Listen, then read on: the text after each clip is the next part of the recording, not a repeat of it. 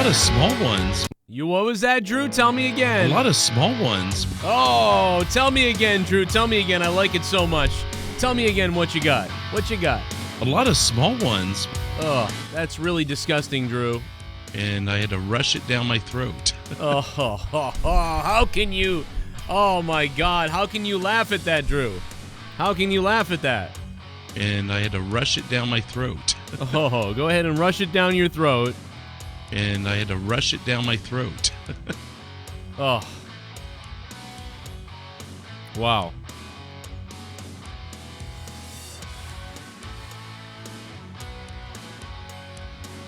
Go ahead and rush it down your throat. Go ahead. And I had to rush it down my throat. Ugh. A disgusting person Drew is. He really is. Here's more of it. Look at this. A lot of small ones. That's just sick. Well, let's face it. I had to put the guy on mute to start the show because he's just he's a sick person. And I had to rush it down my throat. It's really nasty. A lot of small ones. It's disgusting.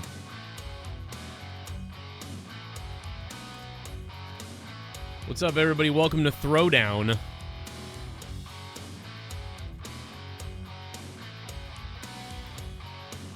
Throwdown. Andy Signore, finally, Andy Signore fires back on Screen Junkies and Danny Boy over there and a couple of these other idiots. We're going to play some of the clips of his response, but I mean, I definitely think it's what an entertaining listen it is to listen to somebody, speak about being canceled and being destroyed by cancel culture and everything he created being ruined all because he wanted to play peekaboo in the DMs with some girls. Now, nobody underage.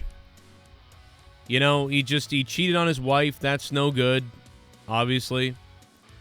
But they treated this guy as if he was some kind of child rapist. They treated this guy the way they should be treating some of the people in Hollywood. And Screen Junkies have never been the same. Never been the same. And finally tonight, the guy finally went after them. So we're going to talk a little bit about that. Eddie Van Halen passed away. That's crazy. So that by itself is just fucking terrible news. And some political stuff going on. So we're going to talk about that too. And I'm going to unmute everybody in a minute. I got people on hold on Discord. Bullfrog, we will not be taking your call, you idiot, so don't even bother. If you want to call when the show's over. We'll record it and see what happens. But, what's up, chat? How you guys doing? Hopefully the alert goes out to everybody. I don't know if it's not going out to people or what the deal is, but, usually have 200, about 150 to 300 people usually, so I would assume that maybe the alert isn't going out or something like that. I don't know. You never know. So we're delaying as much as I can before we start. But I think we're going to go now. I think we're going to get into it, man, and we're going to just deal with it. So what's up, everybody? Let me unmute the scum in the Discord. Let's start with, hey, Drew, what do you think about this? And I had to rush it down my throat. I wish I could remember the context of that, but I forget a lot now. I think I know the context of it. What's that? You were looking for DICK. Well, that's instantly where your mind would go. But if you want to start a clipping war, we can go there. I would love it. I'm still waiting for the clips on me. Doesn't happen enough. You know? We'll go there if we have to. You want to go there? You want to go there?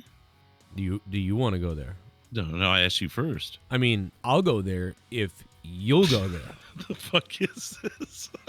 MJF and Jericho. Yeah, wow. I mean, you gave up on that one quick. See? I told you I'd go there. He's afraid. No, I'm not afraid. I'll start tonight.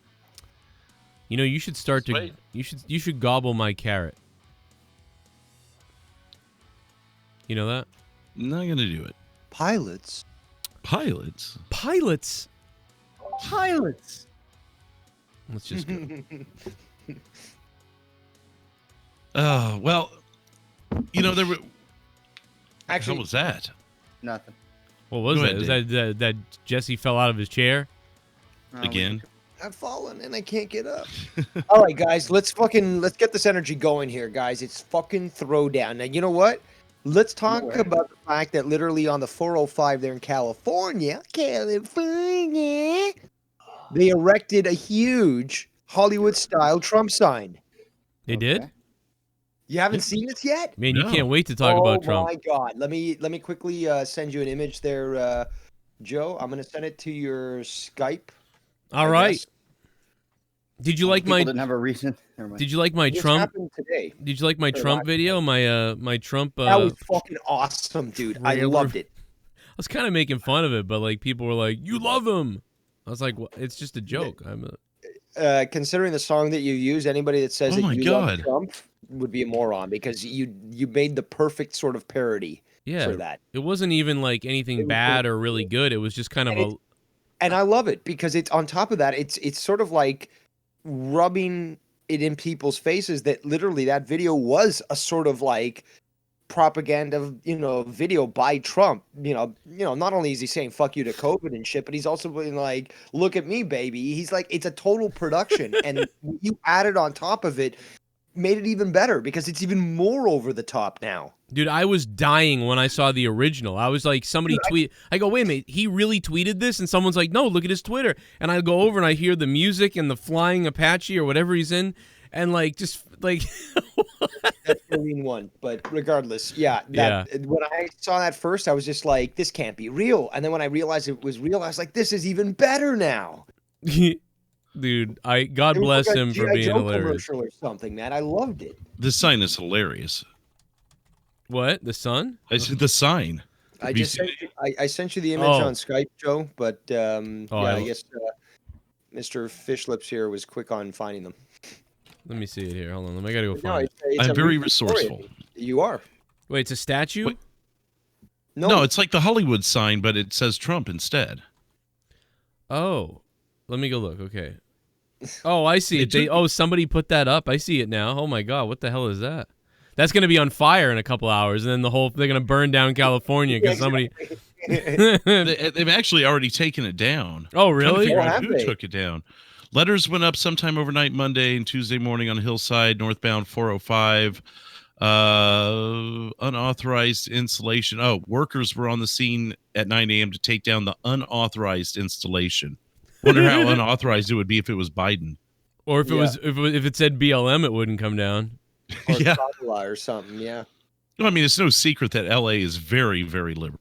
Yeah. Well, So- are you Well, sure? imagine how many people it triggered that were driving by on the highway on their morning fucking commute. All you got to do is Yeah. smell for the homeless, bro. When you start smelling homeless people, you know you're in fucking LA or you're in some fucking right liberal city or whatever.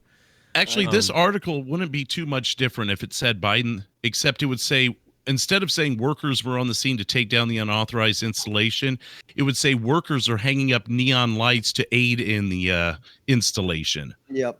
You're right. They're being forced to, like, almost like, hey, we're supposed to build this thing. No, go help these guys. They don't know what they're doing, and we can help them. What? Right. What are we doing? We'll get to the Andy Signore stuff in a little while, because it's funny as hell. We're gonna play for the people that don't know why this video is themed with Andy Signore. It's because I find it super interesting. Because Andy Signore is the guy who basically ran Screen Junkies. And what the fuck is that noise? I'm getting him. Is it you? Unless you're going to do it yourself, Jesse. Okay. It was Jesse. Good Lord. Who is this Andy guy? So Andy Signore, if you don't know, he used to run. He basically was the head guy at Screen Junkies. Screen Junkies does Honest Trailers, which the guy that used to read the Joe Cronin show, that guy, he did Honest Trailers, the voice a lot of times. They had great shows. They had that guy Hal Rudnick or whatever his name was. They did these good little interviews reflecting on movies. You guys laughed at that one bit we played where they were like, who should we make the new Star Trek The Next Generation characters? And then at the end they go, keep it Whoopi, keep it Whoopi. That's those guys. They did movie fights. That was their biggest thing, was movie fights. You know, the schmo down thing that Troy and Ed Haskell are gay for? that channel that talks about movies and all that stuff, and they had Jericho on, and I made a joke that the guy was a molester, obviously a joke, and Troy and Eddie boy, they like got angry at me on Twitter. We talked about that last week. This is like that, but it's Screen Junkies. But ever since Andy Signore was caught 3 years ago, I guess emailing some women or some fans of the show, basically doing what the guy did from the What Culture Wrestling. He was basically like, I'm Andy Signore. What's up, baby? Yeah, show me. Okay, what's up? Oh, maybe I'll think about seeing you someday. Oh, yeah, show me your pussy. Okay, but you're married. Yeah, but, I want to see your pussy. Okay, cool. And I'm just making this stuff up, but this type of stuff. And then that stuff came out because women started calling them out. Basically what happens is when two parties engage in naughty behavior, one party decides to tell on the other first. That's all this is to me. The women decided to be like, oh, he basically made me feel uncomfortable, and then I felt like I had to send these things to him, and he was creepy. Oh, and so if you don't remember, Screen Junkies then booted Andy Signore, like because of the whole cancel culture thing. And they all these people that basically he kind of gave a job to. Right? He gave a job to a lot of these people. Some of these people he gave a job to. He created Honest Trailers and many of the shows over there. And when he left, I said, okay, maybe he's going to come back. Maybe this cancel culture thing will only last a little while and Andy's going to come back and whatever. And it became evident immediately that he wouldn't, because they all went on a show after taking a 6-month or 3-month hiatus or break. I forget how long they took. They took a few months off. Like the channel did nothing. Then they came back and they all did this, like, sit around a desk and just be like, we're disappointed in him. There's no excuse for this, and we're gonna be better and all these things. Just fake shit. And today is the day that Andy, and he's still doing it now, is burying all these people and exposing them. And he is just beside himself that people would, bury him this way. That nobody really stuck up for him. The only one that sort of does is the guy on the far left, Hal Rudnick. He a little bit does, but he kind of still falls in a line, and they all kind of just... people that this guy in the red shirt isn't even really part of Screen Junkies. He got brought on by Andy, and he didn't even do much, and he does some of the biggest burying. And it's clearly that these people were just thirsty to get rid of the biggest money because they were kind of funded by a company, to do this show. Who's the guy with the pink hair? No, that's I don't even know who that girl is. She's sort of a newer person. And I guess he had hired her recently, and then she became like one of the top people. It's unrecognizable what they do over there now. Like, it's nothing like what it was. The only thing that they have is Honest Trailers, and if you go look at their channel now, it's all Honest Trailers, because Honest Trailers is popular, and it gets millions of views still. But when he was there, it got like 5 million views, and all their other stuff got like 500,000 views, 1 million views, millions of views. Whenever they try to produce stuff now that's not Honest Trailers, it does like 50,000 views or 150,000 or less. And so they just kind of gave up and said, okay, just make Honest Trailers. So Screen Junkies went from, 5 different shows to just only Honest Trailers. It'd be like if I was like, you know what, fuck, Monetize This is done. All these other things are done. We'll just do Throwdown, or we'll just do Monetize This, or I'll just do Corrupted, or whatever it is. Or I'm not doing reviews anymore. I'm just going to do Out of Nowhere. I was just going to do one thing that was the most successful. That's what they decided to do. And the reason why is because Andy isn't there. And this guy is guilty of being I guess gross and cheating on his wife and trying to hook up with women, but they treated him like he was some kind of rapist or something, and he did something worse than what he did.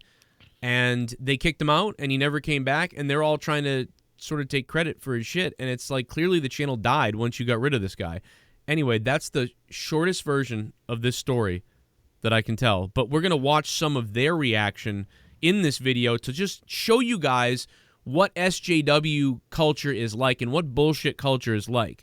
Can you imagine if when Dave Rose said some words that were, said some sort of, either racist jokes or racial words, at people, he said the N-word to somebody, he'd said this or that. Can you imagine that if I came out with a 1-hour video on what type of person Dave Rose really was and how despicable it all is, everything and how despicable somebody is, and somebody said this word or that word, or this guy said a homophobic thing, so now I'm going to come out and do all this stuff. It's like, you're not real. You're not a real person. You know what I mean? You were actually working with that person then, so there's no way that, you know what I mean? Like, it's like, listen, I don't agree with everything sometimes people say, and I think it's too far sometimes, I guess. And I think sometimes things I say are too far. But I'm not going to come out and, like, just go, oh, my God, I'm sorry for all the things that people joked about and he did. Like, it's despicable. It's going to change now. Like, it's like, no, you're a pussy. You're just doing that because you're afraid of something or you want to make money or something. It's disingenuous, and it's so evident in this. We're going to tear it up later. You'll see.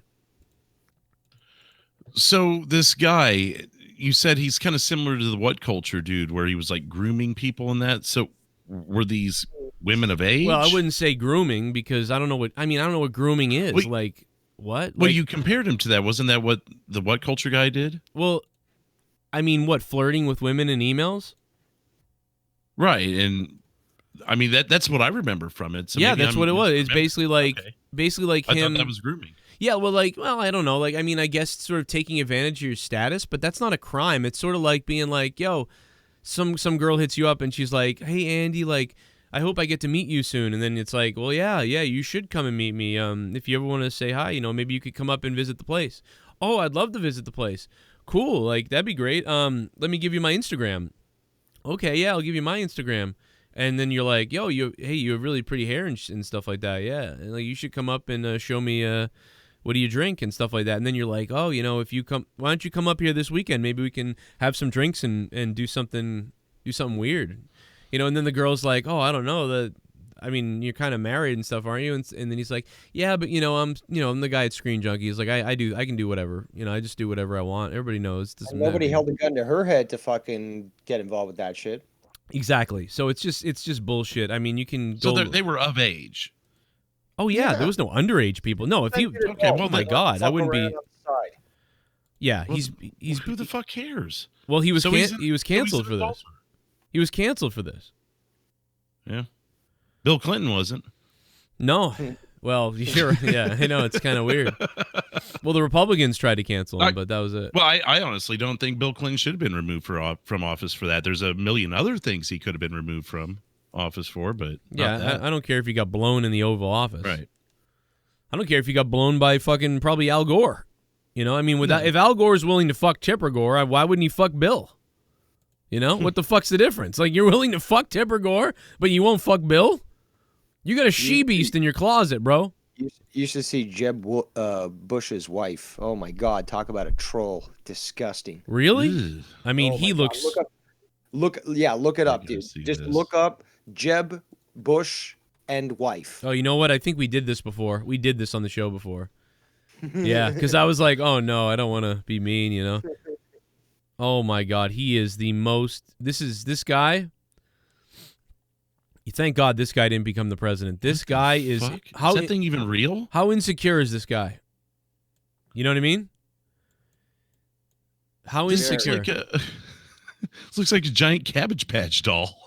I mean, that's terrible, but oh my God, he's married. He's married to like a troll doll. Is she a midget? Well, if that's not a midget, I don't know what is. No, just Mexican. Oh my God. Oh my God. I was staring at the picture so intently that what Dave just said like rang through like a minute later. Oh my God, man. Yeah, this tells me like looks like he's holding her up. Oh like, my God. Look a little taller, honey, if you can, please. Good job. Tell them about your plan to take them to fuck my asshole. Tell them, Daddy. Tell them, Papi, tell them about how my head is the size of your head. Her head is this maid. Her head is the same size as him. That's why if she's a maid, it's because she can get under the bed easily. That's her head. Let me go get his head. Hey, the good news here is she doesn't have to get on her knees. These are their heads at the same size.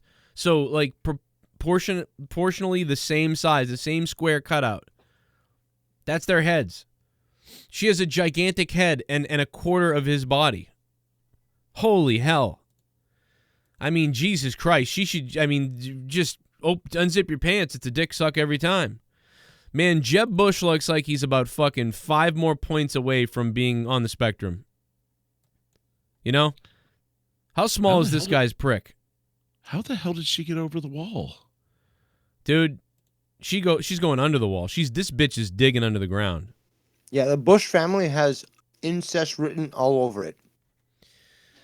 Yeah, this guy don't look right. Man, this is weird. This guy is strange. I mean, this don't seem right. What the fuck? This guy has some kind of insecurity. I don't know what it is. Like he comes in 3 seconds, or like he's got a small dick. All right, Jeb Bush either has the smallest dick or he comes in 3 seconds. I don't know which one it is. Maybe he has micro dick, because like he's wearing those big pants that like right here, his dick should be like all over the place, because he's a big guy. He's a big guy, so his hog should be kind of grossly like hanging around these pants. And I don't see anything anywhere. And I'm not no homo, but I see a little snudge there. And that's a big set of pants right here. Like you should have a big little banana here for his size. So it might be micro dick. So he got a micro mex. I get it. Okay. I mean, I'm not judging. Really. And I had to rush it down my throat. Yeah, you could rush that little pecker down his throat. Unbelievably creepy. I mean, that is very strange. Give it a hell yeah! We've done this before. What do you do when you are in your young 20s living under your mother's household? She recently got divorced. She's making me pay for a lot more stuff than usual 'cause dad is selfish asshole. Annoying thing is she acts shocked that I don't have dollars saved. You should thank your lucky stars that you're in a house and not homeless, based on the fact that it sounds like you might be a fucking ride-along. Buttfucker McGee, thank you for the 316. What a name. I mean, how much is your mother charging exactly? I mean, like my mother didn't charge us at all when I lived there, because my mother's ridiculous, but I paid her. We only paid about $500, and then we paid our own bills. You were the man of the house, fucking doing repairs and shit. You were shoveling the snow, and oh my god, like the times that you showed, like you getting snowed in, fucking incredible. And you were the one fucking shoveling that shit. But I'll tell you, I'll tell you though, my mother does a lot of shit, man. My mother's a working motherfucker. Like my mother is like if I don't jump on stuff quick enough, which that sometimes I don't. You know from my personality that sometimes I'm like, oh, I forgot about this or that. I did that all the time. If I didn't do it, my mother would have it done. She'd be like, oh, all that shit outside, blah, blah, blah, blah. And I'd be like, all right, I'm going to do it tomorrow. And then later she'd come walking in with gloves on. So it's like, you would have to really get one up on my mom, like get ahead of her. You'd have to run out and do it, because you're like, I better do this now or my mother's going to end up doing it. And she don't care. She'll break her back. And then she'll come in all sore and I'll be like, what are you doing? Why did you do that? Yep. And it's like, so, I don't know. I love my mother. She's great. And I was very lucky. And I did a lot of things. And, Leah did all the kids and some kitchen stuff. But my mother did a lot of kitchen stuff and a lot of cleaning stuff. And so, yeah, man, she's always doing something, plus working, the minute, anyway. But, yeah, but, it depends what your mother's charging, man. Maybe she's, not every mother's the same. Some mothers are different. And, it's...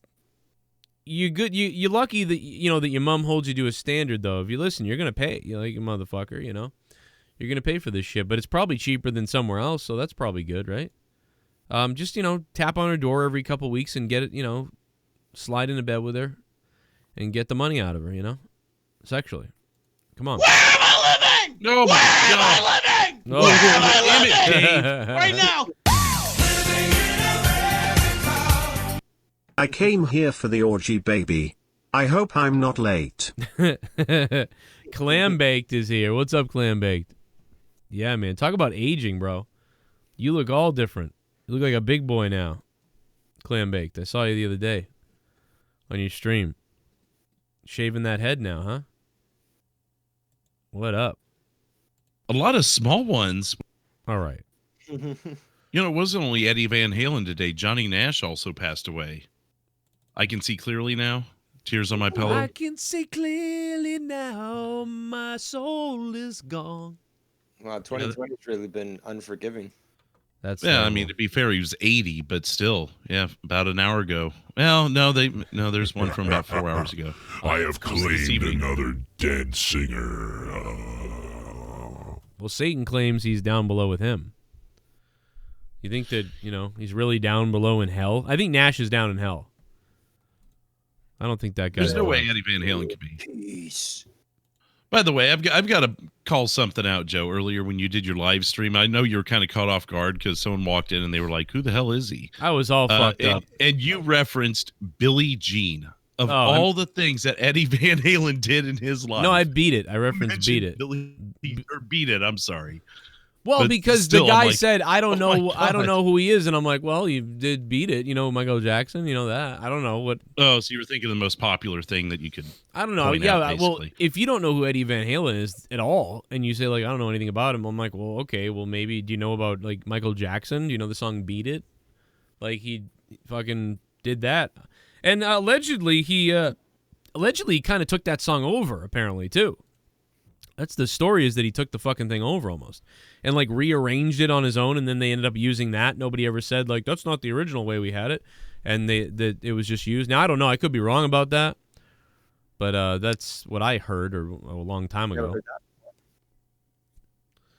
I don't know the exact story with "Beat It." I mean, I know he was a large part of that song, but I don't know if it was. I don't know how much he took over. He had the guitar solo in it. Yeah, he had the Like, guitar he did the solo. guitars in it, But apparently he arranged it or like rearranged it or something, and then they end up using that version or something. That's what I hear.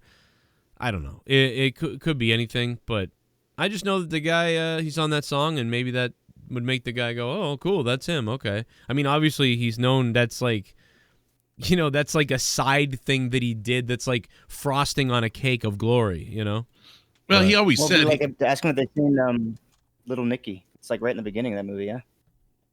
What's that? Oh yeah, right. He was 65 too, by the way. Someone said he was. Wow, he's Younger. pretty young considering. I mean, Yeah, I actually. well, I mean, I thought he was older, and then again, he'd been battling that throat cancer forever, though.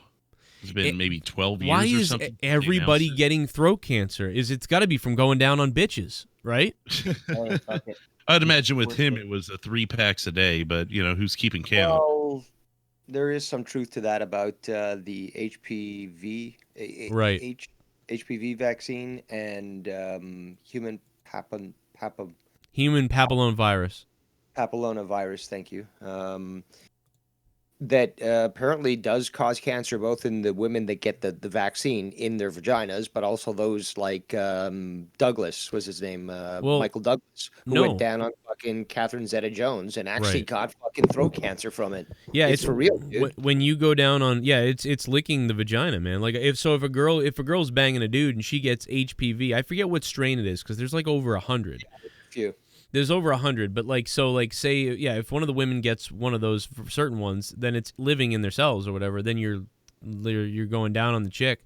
You're gonna get it down your throat, and it like lives in your throat or whatever, and then it creates cancer. It's crazy. Then there's other ones that are like cause warts and things like that. Dude, the HPV thing is crazy. This is something that we'll talk about probably on another show someday. But think about this: the bottom line is they only know about a few of the strains and what they do. There are so many things and so many HPV strains and other strains of things that we don't even know about that basically we don't understand how they affect you later. Like, forget about like, oh, you go down on someone and it's got whatever. 5 years from now, nothing happens. But in 25 years or in 35 years, you might get some kind of... Exactly. Yeah, and we're not even close to figuring that out. We've only found out a few of them. This is pretty new, knowing about the throat cancer thing. We've only known about it for 30 years. Even the singer from Maiden got it, and he beat it, and then he went right back out on tour. Yeah. Beat it. And what's it He called? beat it. Yeah. But a lot of people die from it. It's crazy. The FDA keeps fucking approving these things. They have no testing to prove it's safe, but no, let's just fucking push it out anyways. We're making. Well, no, you're billions talking about something separate. You're talking about the shot for it. I'm talking about just doing this. Like, HPV doesn't come from the shot. It comes from fucking... There's a shot for HPV. You know what I mean? Like, I don't know what you're saying. I do, but the thing is, though, the vaccine it makes things worse. Basically. Oh, I get what you're saying. Okay, like it activates it maybe because they don't know. Yeah, it increases it exactly. And in fact, for those women that get it, a lot of the times they're getting cancer and other shit that they shouldn't be getting because the vaccine's supposedly supposed to fucking prevent you from getting that. Well, the thing is, like, we all have it. Like, I don't know if anybody knows this, but we It was rushed the HPV vaccine was rushed into production and stuff. And as always, the FDA just fucking pushes this shit through knowing when it's bad. Like, again, when fucking Donald Rumsfeld was running this shit, he knew aspartame was fucking dangerous and giving fucking tumors to rats. Nope, they pushed it in, and that's why you got fucking Diet Coke and, sucralose and whatever the fuck those little packets were that fucking... Right. Yeah, and I kind of blame those for the death of my grandma. But Jesus. And the problem with that is, the problem with it is people are different. It's kind of like cigarettes, right? Cigarette smoke, you can smoke like for a year, and that can be enough to give you some kind of cancer or something. Or you can smoke for like 30 years and you never get anything, or for your life and you never get anything. It's all depends what your genes are susceptible to. So they're not even close to, like, by now, dude, we should be able to look at people's genes and be like, don't smoke, because the normal person can smoke for 20 years without getting cancer. And after that, that's when people start developing cancer stuff and things like that. You are like susceptible to like secondhand smoke. Like just being around secondhand for 5 years is the same thing as smoking 20 years for your genes. Don't do it. Stay away from smokers and all that shit. We can do that now. Why we don't do it, I don't understand. Like, why it's not like save everybody. Like, that's my, like, why don't we like preventative care like crazy? You have to be pretty, you have to initiate it. Like, you have to bug a lot. Like, otherwise they, it's rare that they just come to you and go, hey, we test you, because you have to go to and make sense to them as to why you should be tested. Now, I mean, if it's going to save them money because you're not get sick and all this bullshit, they don't have to, you'd think they'd want to prevent then, but I don't know. Yeah. You do have to fucking, like, you have to kind of bug and shit if you want them to actually do it. Because I've heard stories where they did, but it wasn't like they just came around and asked you and wanted to help you. You had to dig in. It's kind of like when you're hooking up, and that's why this happens to the rock stars more than anybody, it feels like. Like What's that? The throat cancer stuff and the movie stars. Okay. It's because, you know what I mean? Like every time you hook up with a girl, like every 10 girls you hook up with, increases your chance of, running across another person with the bad HPV. Like, you probably have HPV already, because everybody has it almost, they say. It's not like these stars are getting vestial virgins who have never been exposed to any of this stuff. You get some real dirty girls sometimes. They're getting the ring rats, And let's go to another one of Cronin's great diagrams. I just did this randomly just now. You're going to love this. You won't be able to see it right now, but on stream you'll see it. I mean, just look at the chart right here. It's like, this is like rock star pussy is on the bottom, right? So like, the more, like, you could probably say like, okay, there's a bigger chance of HPV. And then like, then there's just like really good looking guys who are whores right there, pussy, and then you start getting into like someone who's hooks up with probably like 60 to 100 women in their life right there. And then you got the rest of us up here who hook up with, somewhere between 5 to 20 women our whole lives. Whatever it is. So it's like, you love my jet. You love the... But yeah, it's like, dude, you're gonna be in the red over here if you're an actor or a celebrity or a rock star, and you're just bringing trash on the bus and eating them out. Like, you're fucking crazy. You like my snowman graph? No, I like that you said trash, bringing on the trash. I'm still waiting for the image to show up. Oh, it's ridiculous. It's just stupid, but it's funny. And I had to rush it down my throat. All right. See, Drew, I told you not to do this. You're going to get HPV. And I had to rush it down my throat. Okay, so I'm looking at the image now. The circles. Yeah. What am I to understand? It's just stupid. My graphs are ridiculous. That's all. Too Sweet says, I ate pussy for 27 years and I'm fine. Yeah, how many, though? How many? Because Eddie Van Halen definitely ate out like 100 or more girls, right? You think that's true? Not to mention even Valerie all those years. Right, and if he was... where that pussy's been. Well, and if he was smoking. He's smoking, drinking. That all adds up. Yeah, you're right. Drinking does it, too, to your throat. Well, it started with tongue cancer a long time before that, so you definitely know that it came from that. Oh, he started with tongue cancer 20 years ago. He had tongue cancer? Yeah, it started there, and then he got over that, and then it went to the throat, I guess. Oh, or it God. was separate. I don't know. I mean, if we're going off of this theory, they're probably connected. Yeah, that's that will do it. Yep, because he was probably slurping it and sucking it and like just doing all kinds of crazy stuff. Jesus. Now, what the fuck? Now can you now you never hear of women getting throat cancer from dick sucking though. So what's up with that? I guess it can only happen to. It's therapeutic. We got the better goods. Yeah, so that's good, right? That means that's why they live longer than us. Yeah, you're right. Who? Women. No, because they don't have to deal with someone nagging on them. Right. Yeah, and then trying to looking for pussy. Like, do I cheat on my wife or do I sniff just like a hover around her for weeks? If she doesn't give it up. We'll have to compare this to lesbians. See if there's any connection. You want to bring up lesbians? They actually have the highest rate of domestic abuse. Really? Wow. You gotta look it up, man. Yeah, you know what? It's first it's the straights, then it's the gays, the boys, then it's the lesbians. Well, they're also the highest percentage of SJWs too. So anger, SJW, it makes sense, Dave. It really does.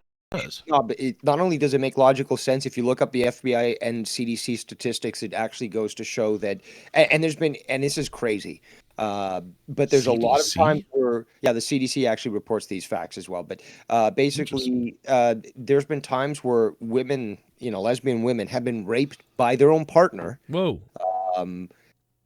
Because of the domestic violence being so extreme. And, they try to report it and they laugh. People laugh at them. It's like, how can lesbians wouldn't do that sort of thing. But it's crazy. The amount of violence that goes on in the lesbian sort of community is the highest of all couples. All couples. Hell yeah, man. Never do that, man. I saw that on Cops. You'd see it all the time. A couple bulls going at it, in the house, and they, one of them broke the screen door or whatever. And she's like, well, she won't stay out of my drawer. I told her to stay out of my drawers. And the other one's like, I worked all day and I came home and I didn't even have a shirt. I'm looking for a t-shirt. And she's like, stay out of my drawers, bitch. And then the guy's like, and there's always one dominant one, trying to control the cop in the conversation, almost getting agitated with the cops. It's almost like they're fighting for estrogen. They're like, what the fuck? Testosterone. It's almost like it's almost like they're fighting for testosterone. It's weird. It's like if I get angrier and fight, I'll grow testosterone. Or they're taking testosterone pills. To try to be a little more butchier. And they're like, that's throwing them off or something. It's like a bad pH balance on their WAP or whatever the fuck that stupid Cardi bitch says. Something like that. Wow, that's interesting. What else we got? Oh, a little bit of the bubbly. That's it. Want some bubbly? Look at this stuff. I do. Oh, a little bit of the bubbly. That's it. Joe, buy me a hooker, I wanna find out. All right, it can be arranged, I mean, I won't do it, Tommy, but, hey, somebody else out there will do it. Maybe they'll, I heard there's a lot of people that want to help, never mind. I'm gonna skip that. A lot of small ones. Me? One of the Mars is going to be the closest it ever gets to Earth, or we know of. I don't know. It says that in the article. 2035. So in 15 years, guys, we're going to be really able to see Mars very good for a couple months at night. Look it up in the sky. It happens every 15, 20 years. Yep. This was the last time was 2003 or 2004. Remember that actually. It was really large in the sky, I remember, and it was actually quite red. It was amazing, man. I'll never forget that. In fact, I showed it to you guys on the show before, and that was done with a digital mini DV tape camera that I had in 2004, and I zoomed in on Mars, and it was so orange, dude. It was bright, like you just said. It was, you know what? I remember them being like, "Oh, it's only for a week," but it lasted the whole summer, Dave. If anybody remembers, the whole fucking, it was 2003, I think. The whole it was early 2000s. It was from May until late summer, till August or something, that it was still in the sky, and I was like, wow, it's still fucking there. That was amazing, man. We recently saw it again this year, this summer, but because I think it's every 3 years you can see it pretty decent, but it's every 15 years that it gets its closest because Right. again, not only is Earth's orbit not exact, neither is Mars. They're both elliptical and they variate, so they're always changing. So again, this sort of alignment does take about 15 years or so, I guess. it's saying this one's the closest though for some reason. And you know what's weird is that one that happened in 2003. What? It's like I don't remember seeing it a couple of years ago though like that again. So I do remember Yeah, it was a seeing lot it. closer in 03. Okay, then that's what it was. Yeah, it was closer in 03. We recently had it again, and it was visible, but not for too long.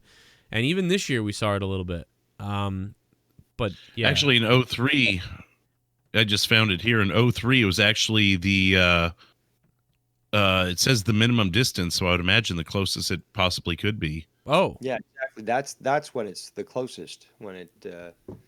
But here's the thing, though. The article that you just showed, Joe, says it's the closest until 2035. So again, it's come to the point where it's getting as close to Mars as possible, and then in 2035 it'll happen again. right. Well, what I'm reading is it won't be as close as it was in 03 until 2287.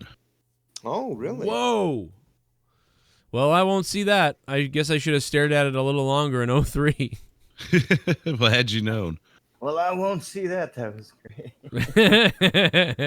You know, it'd be funny. I mean, this article is only as reliable as most mainstream media, so take it Yeah. for what it is still. Well, what'd be great is if by the year 2035, I don't realize it, but we're gonna be able to all use Stargates or something, and we'll be able to like instantly beam out. Maybe not onto Mars because we haven't figured out a way to terraform and grow oxygen, but maybe we find a way to beam people anywhere using Stargates and portals, and we can actually beam ourselves onto a ship that's orbiting Mars to look out the glass window at the planet with all these cool telescopes and things like that. And I actually will get a closer view than I ever thought I would in the year 2040 or whatever. How about that? Or when they cryogenically thaw you 200 years from now. I feel like cryogenics died, man. I feel like that went out. It was in and then it just went out.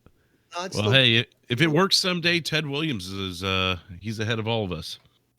They actually made a breakthrough recently, probably in the last 6 months, at least NASA talked about it, where it does look like they're getting closer to being able to utilize some sort of cryogenic freezing for the purpose of traveling through space. Whoa. So we're going full Star Trek space heat. I like it. I think it's bullshit because the bottom line is that if we just were able to finally utilize free energy or 0 point energy, technically we can almost be instantly transported to anywhere in the known universe. Wow. Damn, man. Derek Hans, that's a good point, man. Derek, what's up, buddy? Derek asked a question, too, on Patreon. Derek, I'm going to get to that in my Patreon show. I think that was under the... Probably for our Final Frontier news stuff, too. So shout out to Derek Hans again, as always. He's always a beast and too sweet. D. Welsh in the chat getting wet. Jesse, you want to... you ever going to do shrooms again, Jesse, or is that just done after what happened last time? Yeah, I'll do them again, but it depends where the source is from. I'd actually, I'd like to do some shrooms again. Haven't done them in.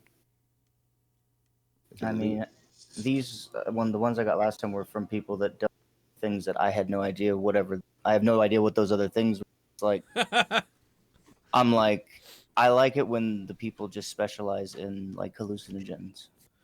That's when you're like, you want to be as close to the chemist as you can. Basically, like you're not there, but you're like one guy under who actually makes the stuff. I hear you. Or grows it. So, and if you can get that, if you can get close to that, you're fucking solid. That was my philosophy too. I knew a guy got thrown out of university, Carleton University in Ottawa, because he blew up a lab because he was cooking up amphetamines or something. I don't know. He was a pharmacist, so he got into basically making drugs and shit. And this was way before fucking what's it called, Breaking Bad. So Wow. cool dude, though, very smart. But again, genius level to the point where like rules are for the little people. I'm here to fucking. Well, yeah, that's how it was. Oh no, dude, I know. That's crazy. I love it. I love those types of people. I mean, you got to think, if I knew, like, if we, had that kind of background or we just knew shit, you'd want to try every kind of little thing you thought about or wanted to experience. You'd be all, you know what I mean? You made that too, I remember. I just, I Well, don't know, like, just get close to whoever grows or whoever makes the stuff. If you're getting like DMT, get close to whoever. Yeah, I mean, you're gonna. We buy things all the time, safe. and like you don't know who's building a computer, or you don't know who's building a car, or you don't know who's, putting together certain things. But when you're talking about, putting something weird in your body, like Jesus, you're gonna, knowing where it's coming from. That's why it's too bad some of those things aren't just legal. And I know that we're getting weed to be legal. So what am I? Now I'm reaching for more. They're It's a working gateway on it for certain things. Yeah. They are getting it legalized in certain places for for people that are gonna die. Like it's like they're giving it to people to kind of open them up to being, they embrace it. Good God, that could be worse. Someone's like dying of something. They take shrooms. Like If you're very strain specific, you can find the ones that are a little lighter and the mood's a little brighter. I mean, yeah, dude, they use mushrooms and acid to treat soldiers with PTSD. Absolutely. Right. So this stuff it's not like, again, it's not like fucking reefer madness where like you go fucking nuts and shit. Some people experience extreme effects and stuff, but it depends on the strain. It depends on the grower, and and there's so many, and that's what where I agree with you, Joe. Where like if this was legal, like it is in Amsterdam, then you'd have government regulation and control, i.e., steps and balances taken, to necessarily protect the consumer. But once those steps are taken, the consumer has access to a vast array of products that can help them in just about any ailment.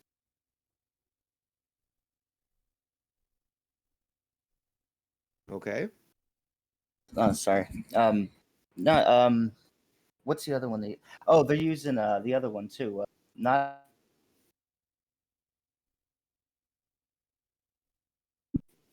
What was that, Jesse? What is it called? MD. MDMA. Whatever the fuck. Thank you. That they're like giving pure forms of that as well. See, that's PTSD real ecstasy, and that, when it was being produced properly, was verifiably good for multiple ailments. But with the shit they're cutting with it for the last 20 years, you don't want to risk it. Yeah, I've never had it myself. Not pure anyway. They've used that again. They've also used that to treat PTSD in soldiers and stuff. Yeah, that's what I was saying. Yeah, that's amazing. Exactly. I mean, and that should be much more investigated and much more proposed. Yeah, I mean, I've had people come to me multiple times, and you have to be kind of careful what you tell them, but because they're like looking to do them, and they have like medications they take, and it's like, well, if you're already, if you're called to do it, but don't like change anything that you're doing. Take all your shit like you normally would, and then, go ahead and do it. I mean, they just wanted to know from someone who knew about doing it, and it's cool. People do think about it or even attempt it where they're like, not that they want to get rid of their meds and just do that, but they at least want to try it once to free their mind a little more, give them. The problem is that the drug war has infected people's minds into believing that the generic word drugs are bad, and then unironically go right to the fucking medicine cabinet and grab themselves an aspirin when their head hurts, despite the fact they've literally been lethargic the entire day, sitting in front of the TV, eating fucking junk food, and they wonder why they fucking have a headache. So it's just like unironically they fucking go to the drugs that the pharma cartel tells them that they should take. Just cover up the symptoms. Don't go to the root cause. But oh my God, little Jimmy smoked a little bit of a reefer and he's going to turn into a madman, or magic mushrooms. You must be a degenerate if you do that, even though never trying that, or acid. Oh my God, like you clearly are some evil drug pusher and something. The hypocrisy and the total lack of awareness of these products, of these substances, many of them being natural, is entirely due to the villainization that came from the drug war. Yeah, it's horse shit right now. Goddamn medical field. Well, weren't they trying to impose taxes in certain areas on like sugary drinks and fatty foods and shit? I don't know how far they got with it. New York City actually went through with that, at least with the sugary drinks. Oh, That was that De Blasio? I can't remember who was Yeah, governor. I think it's De Blasio that's the mayor. I think Cuomo's the governor.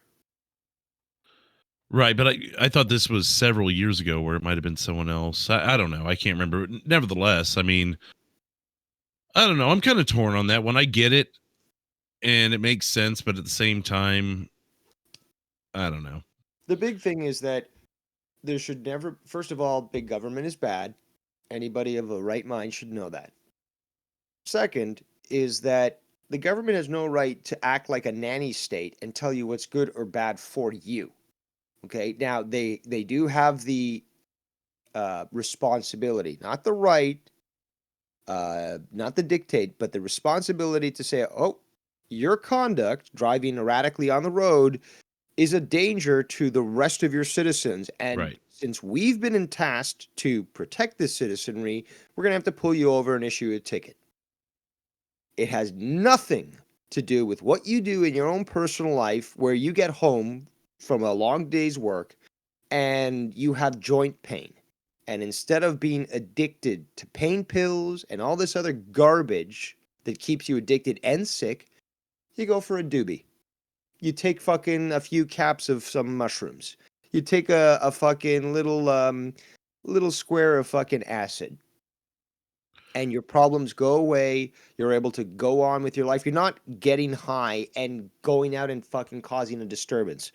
You're bringing some normalcy back to your physicality, and you're able to function again, whether it be to be able to play with your kids without your back throwing out because you've been in pain for so long, or it's being able to be calm and enjoy your environment despite the fact that you've had you have PTSD. I think where I'm torn on the whole soda tax thing, I know that's kind of going back on something I mentioned a minute ago, but what I wanted to say there in respect to what you said, because I'm with you on the whole government should protect us from each other, not me for me sort of a thing. But is instituting a tax really doing that? They could ban soda, but they don't. They choose to tax it. So is that really telling me what to do?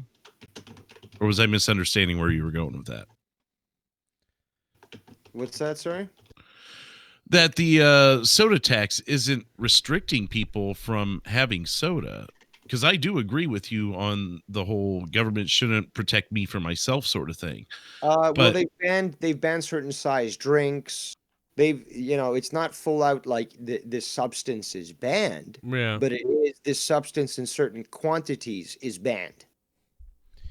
Right. So are they really doing that though? I mean, if they straight up ban soda or ban cigarettes or banned alcohol, then I'd be like, that's fucking bullshit, because it's my God-given right to do what I want to myself. They don't need to ban it, but they definitely should have, like, they should probably have warning labels on it. I mean, I know, but then again, like California, they put the warning labels on everything, and you don't know what the fuck anything means. Like, they basically on every product, you're gonna die. Well, this is the problem with America, is there's too many warning labels. Take them off and let people die, and it's their own fault, okay? Because quite honestly, you're litigious. No, I mean, is just so obsessed with lawsuits that everything has to be protected. While in Europe, you don't have like a warning sign at a cliff that says, careful, don't be stupid and get too close. Yeah, It's but like, this well, is you different. died. That's your fault. You were But- stupid and you got too close. But this common is sense different. now. No, this is different though. Pepsi is supposed to be a drink that you drink, and like it's not supposed to, stuff isn't supposed to kill you, like as a, if it's a drink. So like they're telling you like, hey, listen, you can drink this, but it's known to cause this cancer. Like I don't have a problem with that. I mean, shouldn't you know that already? It's either that or ban it. Yeah, but some people won't know it. They don't know it, and people smoke cigarettes. Oh, I mean, it's got to the point now where there's fucking bicycles out there with, it's inside a box and it's got a picture of a kid riding the bicycle and it says, warning, child not included. That's where we're going. Well, but that's a whole different thing. We're talking about food we ingest that we think is food.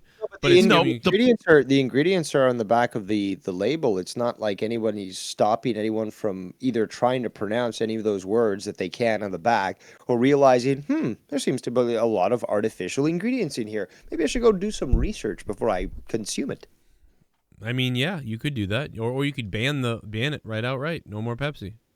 I mean, you want to throw a warning label on it, fine, whatever. But I feel like it's pandering. It's pandering to those who are sue happy and everything. As I said with the example of the child not included thing, companies are actually doing this because of threats of lawsuits. They don't. You think they just threw it on there to be funny, and that's why it's in the little tiny writing on the back? That's ridiculous. I mean, but people win lawsuits. Like, it's ridiculous, though. It's like, come on, are you kidding me? Because they allow it. Yeah, it obviously shouldn't be allowed. Like, oh, I thought that the kid was coming in and I couldn't breathe and I quit my job. You know, like, what? Fuck? Really happens. They really should put their foot down and not allow these things to get through, and basically have a law in there of like a common sense. Like, ignorance of the law is not an excuse. You know, so just simple ignorance is, though. If I become the dictator of America, which I could very well become, if I become the dictator of America, that's the first thing that's happening.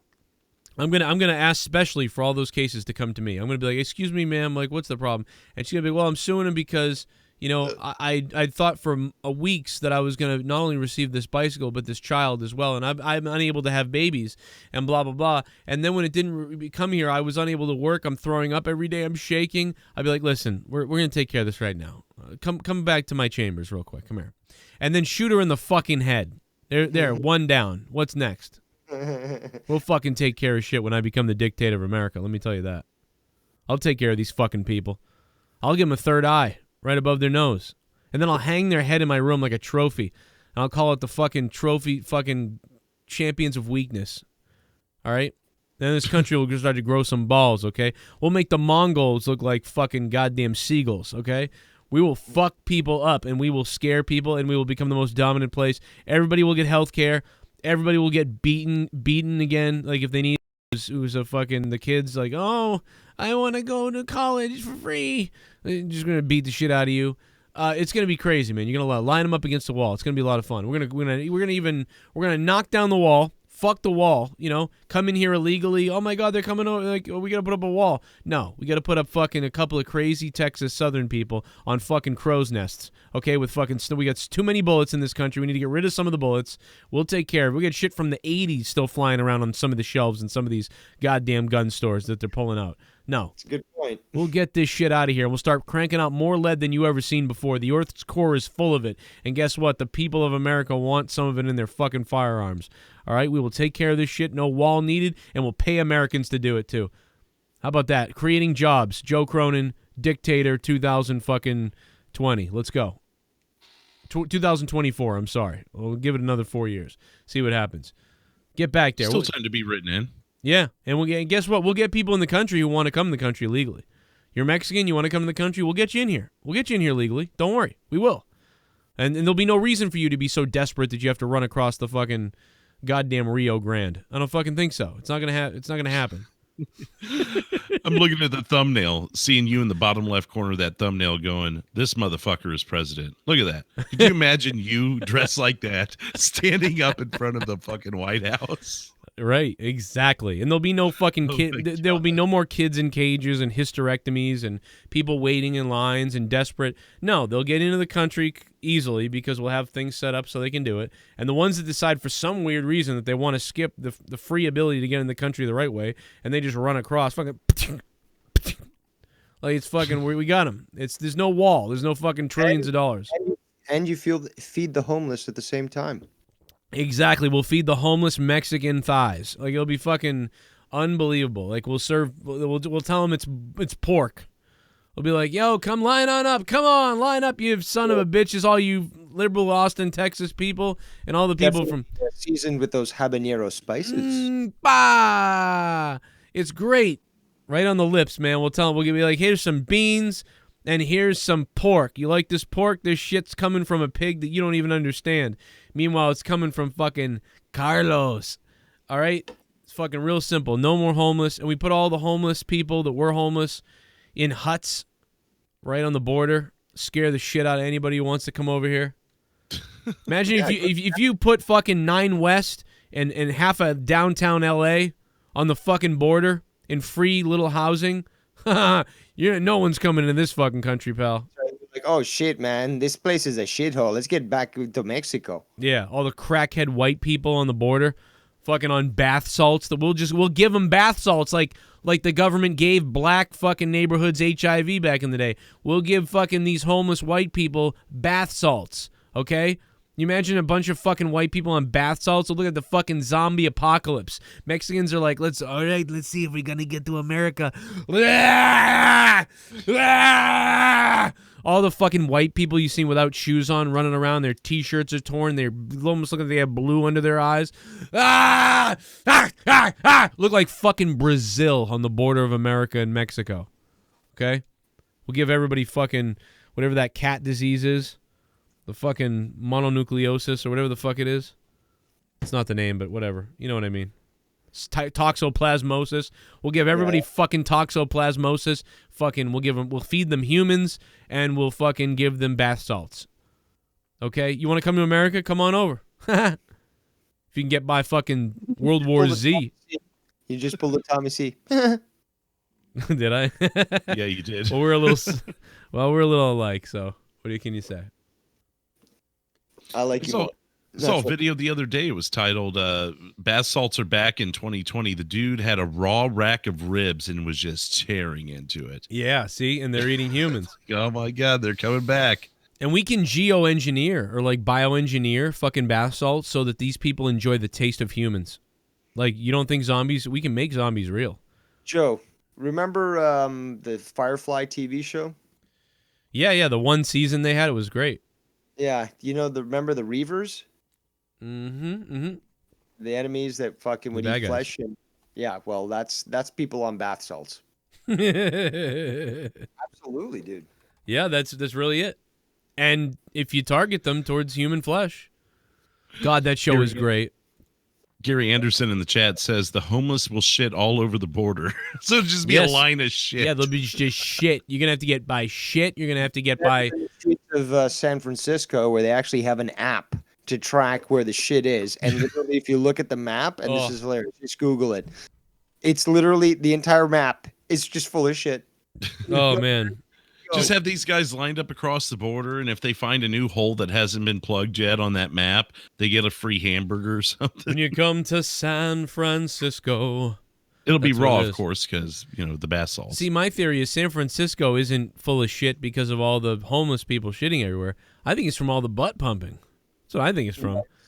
I think people are being emptied out. Like, They passed a law where they decriminalized shitting on the street, so then just everyone started doing it. Yeah, fuck it. Might as well. Here. You're going to San Francisco. Now, shitting on the streets is decriminalized.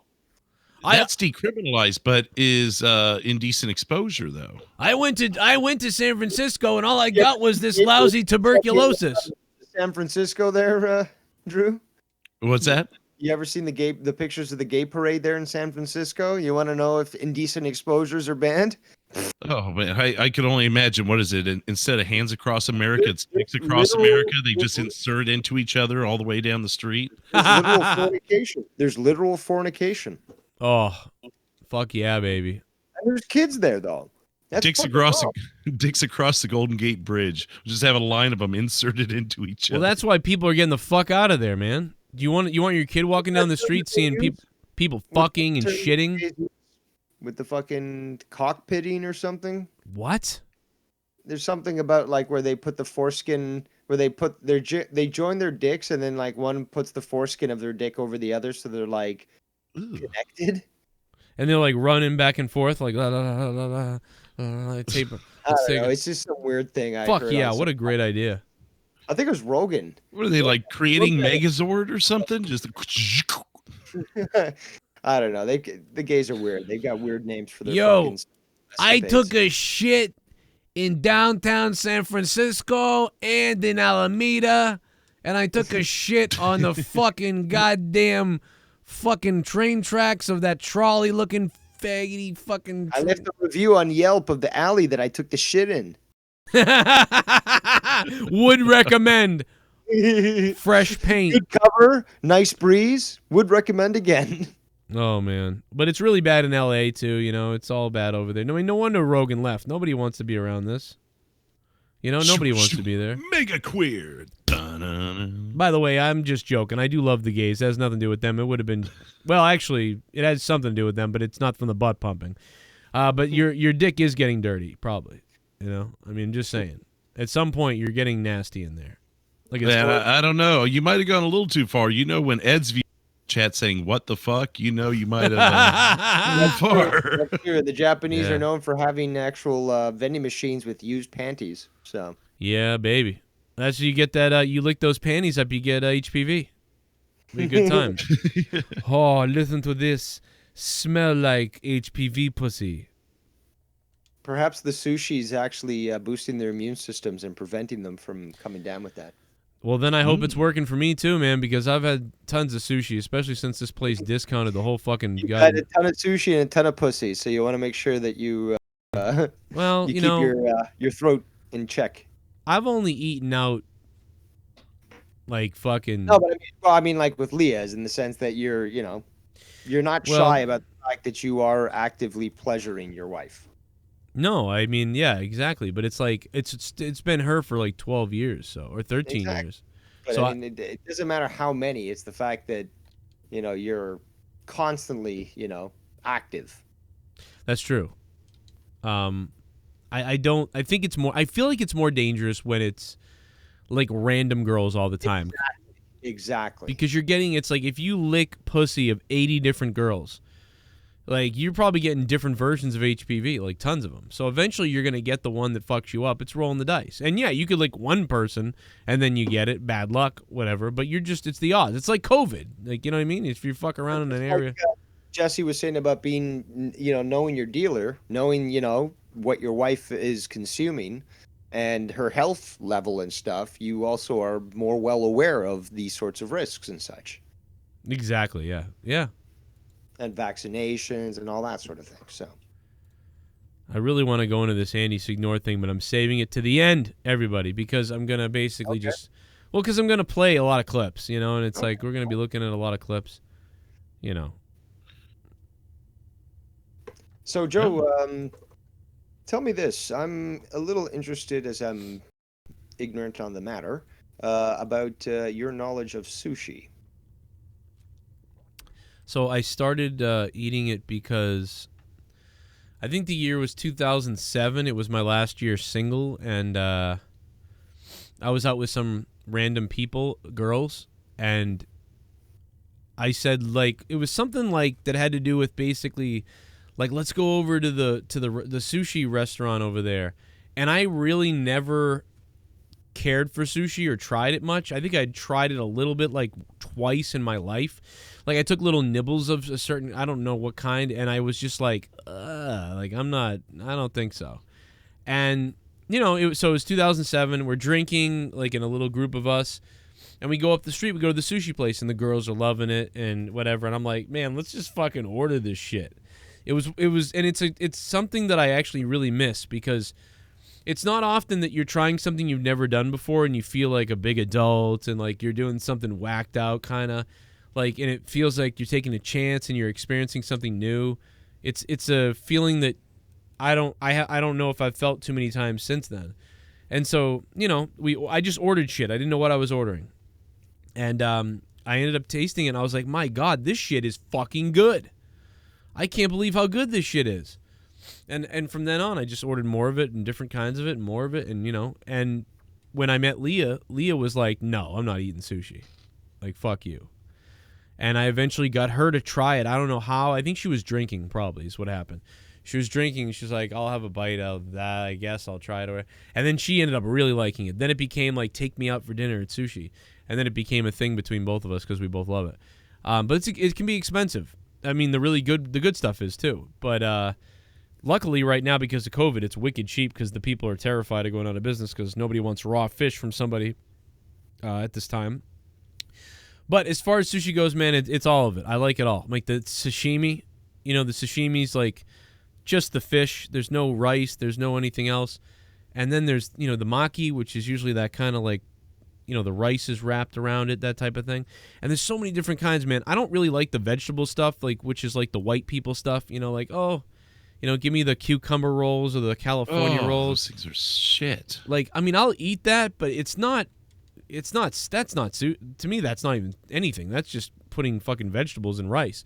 But I'm talking about, like, the fish is good, man. Salmon, nigiri, and fucking white tuna, and yellow tuna, and octopus, and all kinds of... Yeah, fucking like... eel. Eel is so good. Like, it's all wicked good. And, this place where we used to live used to do this one thing where they, like... I don't know what the fuck, dude. They put a pineapple in the middle of the shit. It was like a spicy tuna maki roll with pineapple in it and something else, and I was like, it was fucking amazing. But yeah, you ever done a hand roll? Yeah, I know you've done a hand job. No, I've done a hand roll. I've done a full roll. I've done single rolls. Whatever you want to say. Like this is what I was hoping to find out from you. Is okay. So, sushi is a term, I guess, that is used generically over many types. But although it's supposed to refer to one particular type of food, right? Right. Yeah, okay. It's like when so sashimi, that's just the fish, correct?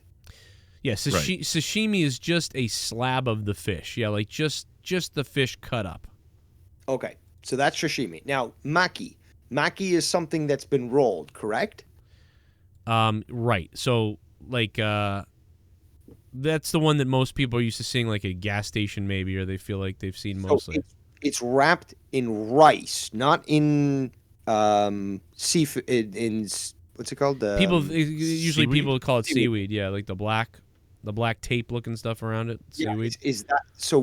So maki is wrapped in rice or seaweed? It can be. I think it can be both, but really, maki usually is just the rice or on the edges, and a lot of times that seaweed roll is like in the middle. I could have sworn the maki was with the seaweed on the outside. No, I guess it's both. I mean, there's tuna. Usually, when I order tuna, like in a roll like that, it's just a tuna roll, and they're cut up. Because this is where I'm confused. Is you've got the ones that's wrapped on the outside with rice. This is maki. You're right, Drew. This is one with fucking seaweed on the outside, but rice is inside, and inside that you've got something else like fish or whatever. Mm-hmm. So I'm just trying to figure out to be able to identify what is what. Yeah, this is maki or makazushi. Right here where you look. Oh, when you see it pop up on your screen, you're a little bit behind me, but that's makazushi. And Edsview says it can be both, Dave. It can be both, yeah. That's why we're both thinking of it. So maki is just something that's wrapped, apparently. Whether it's rice on the outside or seaweed, it's something that's wrapped. So what's sushi then? Well, sushi, usually, if you just say sushi, to me, it always means...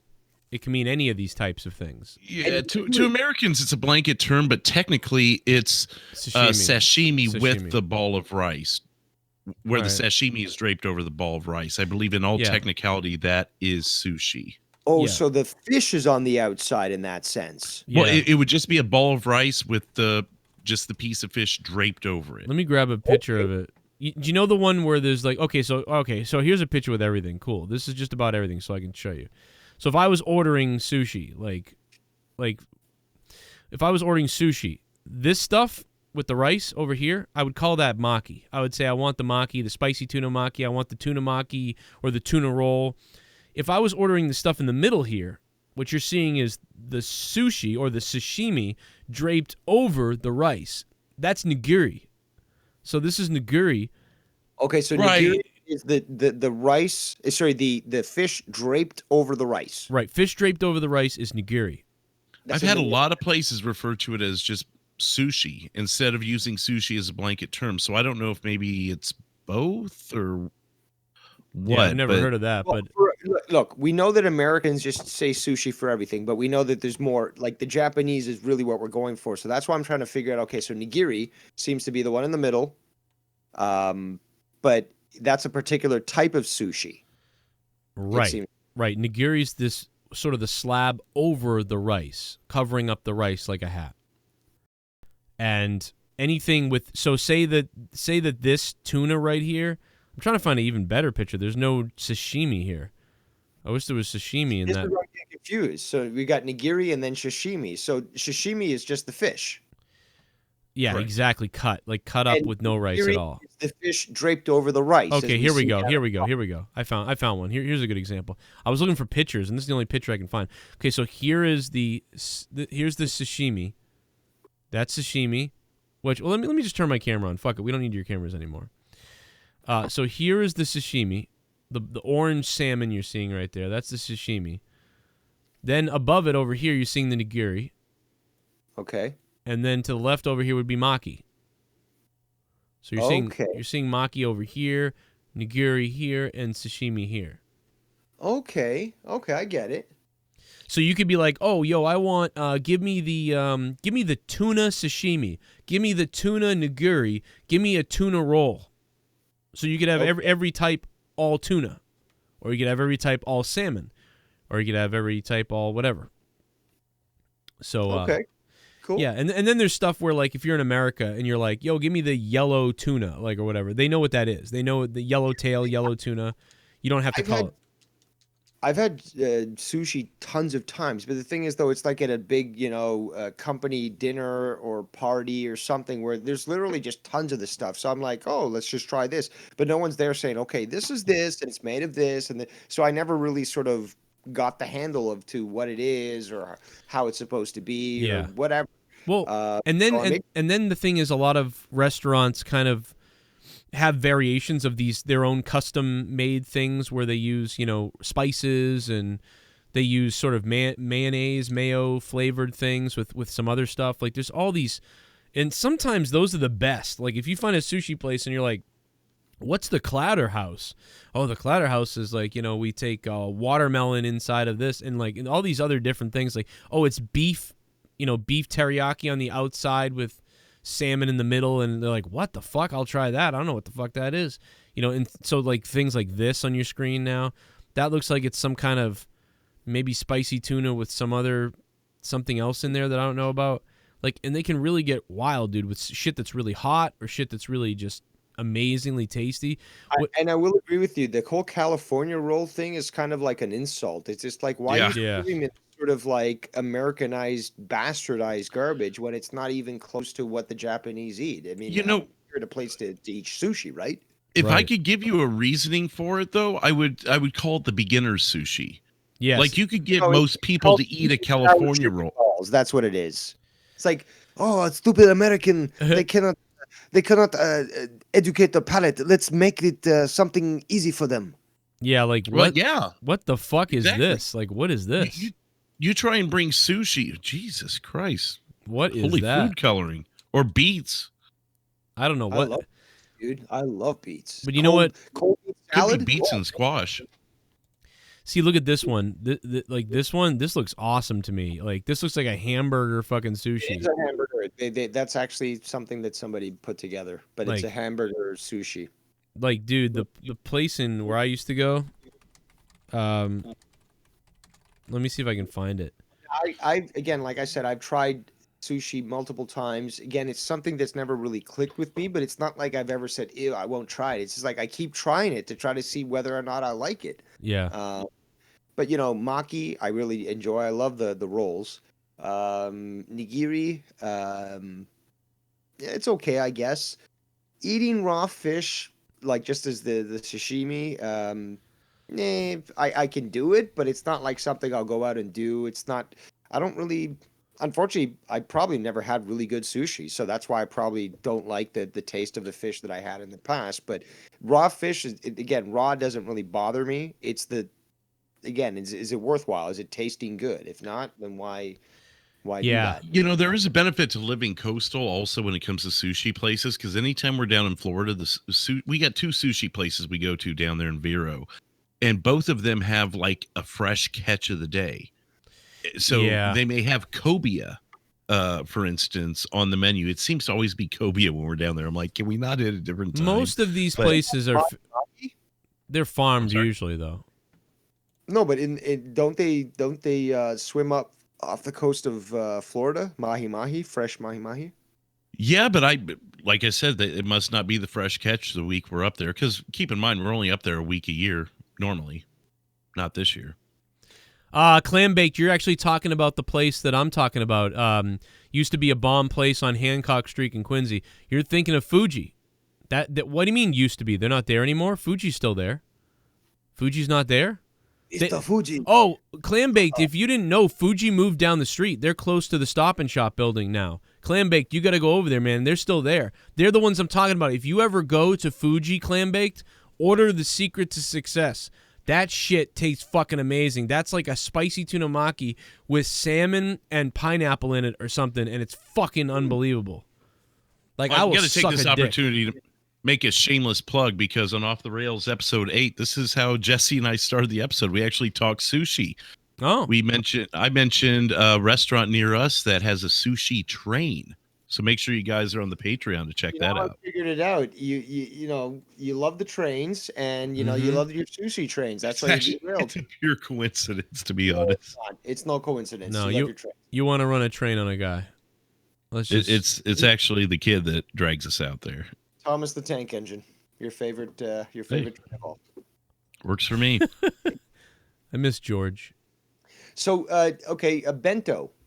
What the hell is bento? Like, okay, you want to go or I'll go? Come on. Well, I mean, wisdom, sir. bento sushi is kind of Isn't it like just like the combo or whatever, Yeah, like that's- a meal. It's, to me, that's like when I hear bento sushi now, like, I don't know, that's like the stuff that they wrap up, they pre-make, and they put in the little plastic bins. You know what I mean? That doesn't taste the best. Yeah. Yeah, maybe. I don't know. I've seen it on menus at restaurants, and it's like bento box, and it's just a hodgepodge of Yeah. random shit on their menu. So I don't know if maybe it's the second chance shit or what. No, I mean So, that's the Joe- stuff you see in the you know, the Gas stations. the gas Is it? 'Cause station. they have them on the menus at some of our sushi places. Yeah, no, it's a common thing. I mean, I know that. Well, wait a you know, minute. Alexa, what does the word bento mean in Japanese? Ed's View Japan says bento is lunch.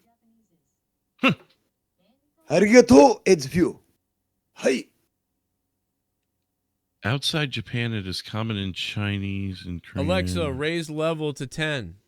He says bento is just a combo of food. Okay, so there you go. That's what I was looking for. So that's what it is. That's why it's called bento. It's nothing like, oh, it's special. No, it's just a box of sushi that, you know what I mean, they freeze for days. And the thing about sushi is when you get it fresh, like when it arrives that day in the morning for the delivery, or you know, within 3 days, you know, they're taking this stuff out and they're preparing it and you're eating it.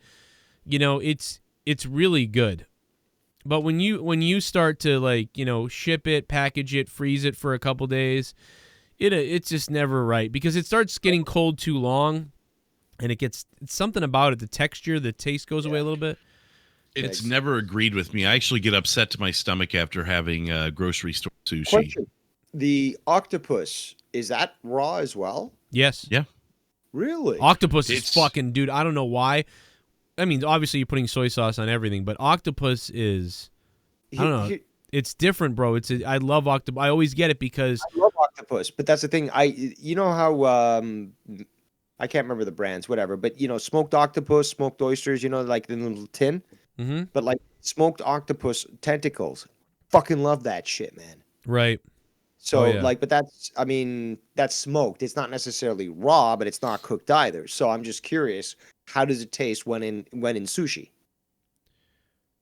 Oh, I think it tastes really. It kind of tastes like thick. It's like a strip, almost like a strip of steak. So it's stripped like a piece of steak, like steak tip, or kind of like oh God, what's the tataki? filet? It's like a slab of tataki. Like, you ever had beef tataki? That's a Japanese deal too. I have not. Actually. Oh my God, Dave! So beef tataki is like little cuts of raw steak, and they slightly sear it. If like you're like, you don't want to eat too much fish, right? Like, because you're gonna feel fishy or gross or something.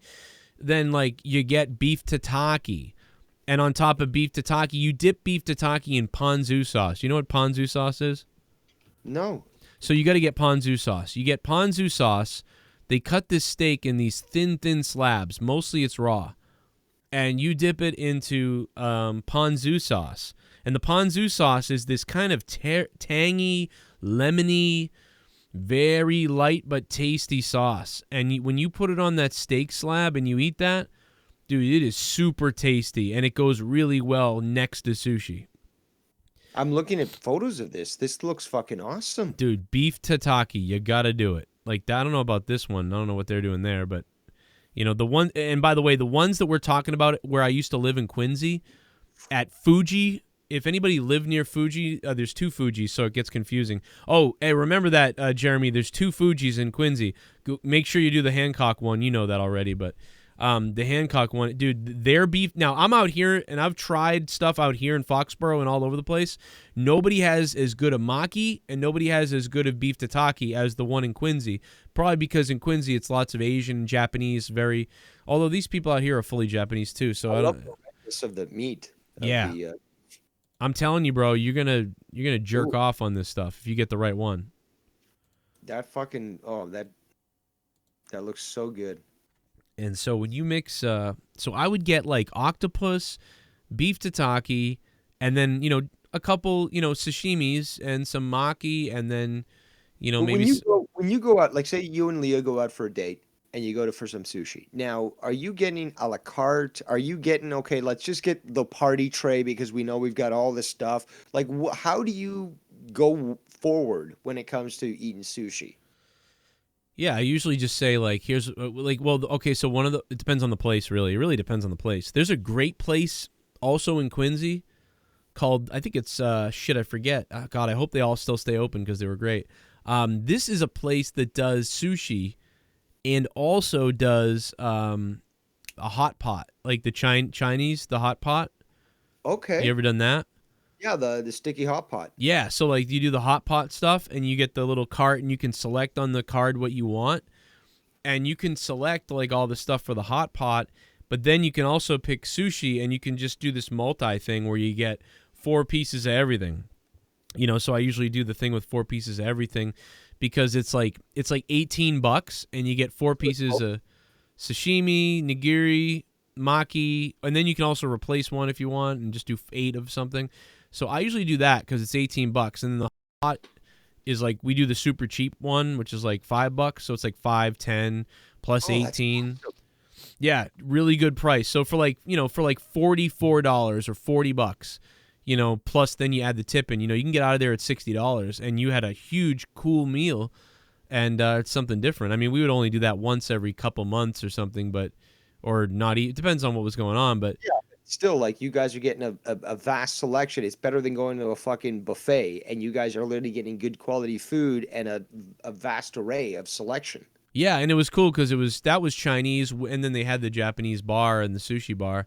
And, you know, I think a lot of Americans and people, they have no idea, but like we said the other night, they don't know between the both of them almost. They they go to a Chinese place and they go, "Where's the sushi too?" And they're like, "That's Japanese." But now I think they're starting to realize that there's sort of this culture that's, you know, wants both or something or whatever. I don't know. They can make more money doing both. Some of the Chinese restaurants are starting to bring in sushi and start doing sushi Yeah, that's what I'm saying. That's what that one did. And okay. And even in the Japanese restaurant that I go to out here near Foxborough, they brought in Chinese food. You know, so it's like they keep confusing our eyes. No, I think they know. It's like people come in and probably always ask, and they go, wow, we could double our money if we just started doing a little bit of that. Yeah, well, like the Chinese restaurants here, let's be fair. Most of them, they stick like a California roll and Philadelphia roll on the buffet and go, there you go, fuck off.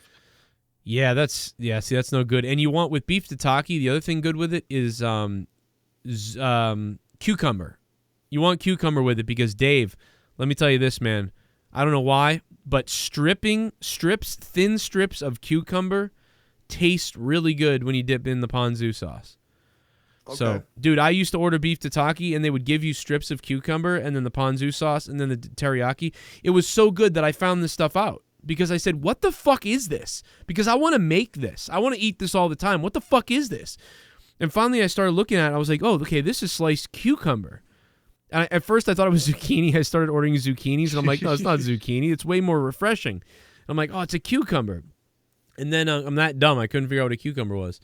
And then I was like, okay, what's this sauce? And I started Googling it, and I saw that, ponzu sauce. And some of the local grocery stores had it, and some didn't. Some I had to order on Amazon. And I started even using it just on steak. Like, I'd just put ponzu sauce on steak. So you can buy this stuff basically in a bottle? Yeah. Nice. I think I'm going to have to look for it. Ponzu sauce, get like a very thin strips of steak that you just barely sear, like it's almost raw meat. You're just searing it like flip it over, like that's it. You're done.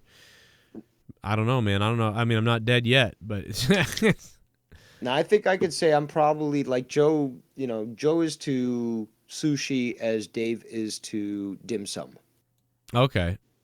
I'm well versed in the arts of Chinese dim sum. Now they also do tuna, like a tuna tataki. So strips of tuna that you can dip in. That's actually good too. So now you're talking about a lot more mercury though, if you eat the tuna. But like when Leah was pregnant, she obviously couldn't eat a lot of this stuff.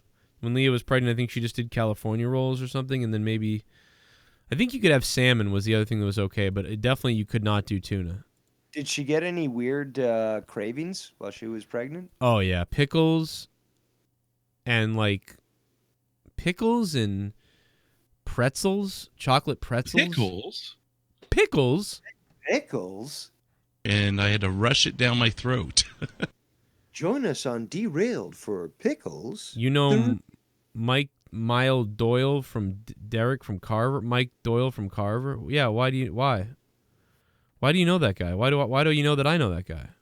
What are you talking about? Are you talking about the same Mike Doyle that I know that plays hockey? Oh, Doyle rules? Yeah, I used to say that to him. This guy was a fucking mess. I don't really know him though. If that's really the same guy that you're talking about, I don't know him that well, but we played hockey together for a couple of years. He was a funny guy. I miss those guys, man. I really miss Friday night hockeys. Hockeys? What the fuck? Give it a hell yeah! Hello fellas, Joe Cronin. Watch My Club. guy, this week was the anniversary for the final skate at Boston Garden. Very sad. Plug Gus and my brother. Check and show my brother's Instagram quick. Everyone will love it. At Rich Pellegrino Art. Thank you, much love. Let me see here what his thing is, because Boston, apparently they're starting to auction off a bunch of stuff from the old Cheers bar. I saw that. Yeah, I I heard tweeted that, that yeah. out the other day. That sucks, man.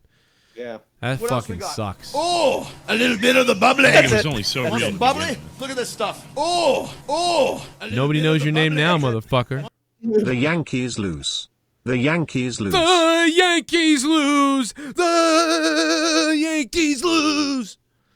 Thank God Peyton Royce is pussy. Fuck you, Yankees. Fuck the Lakers, too.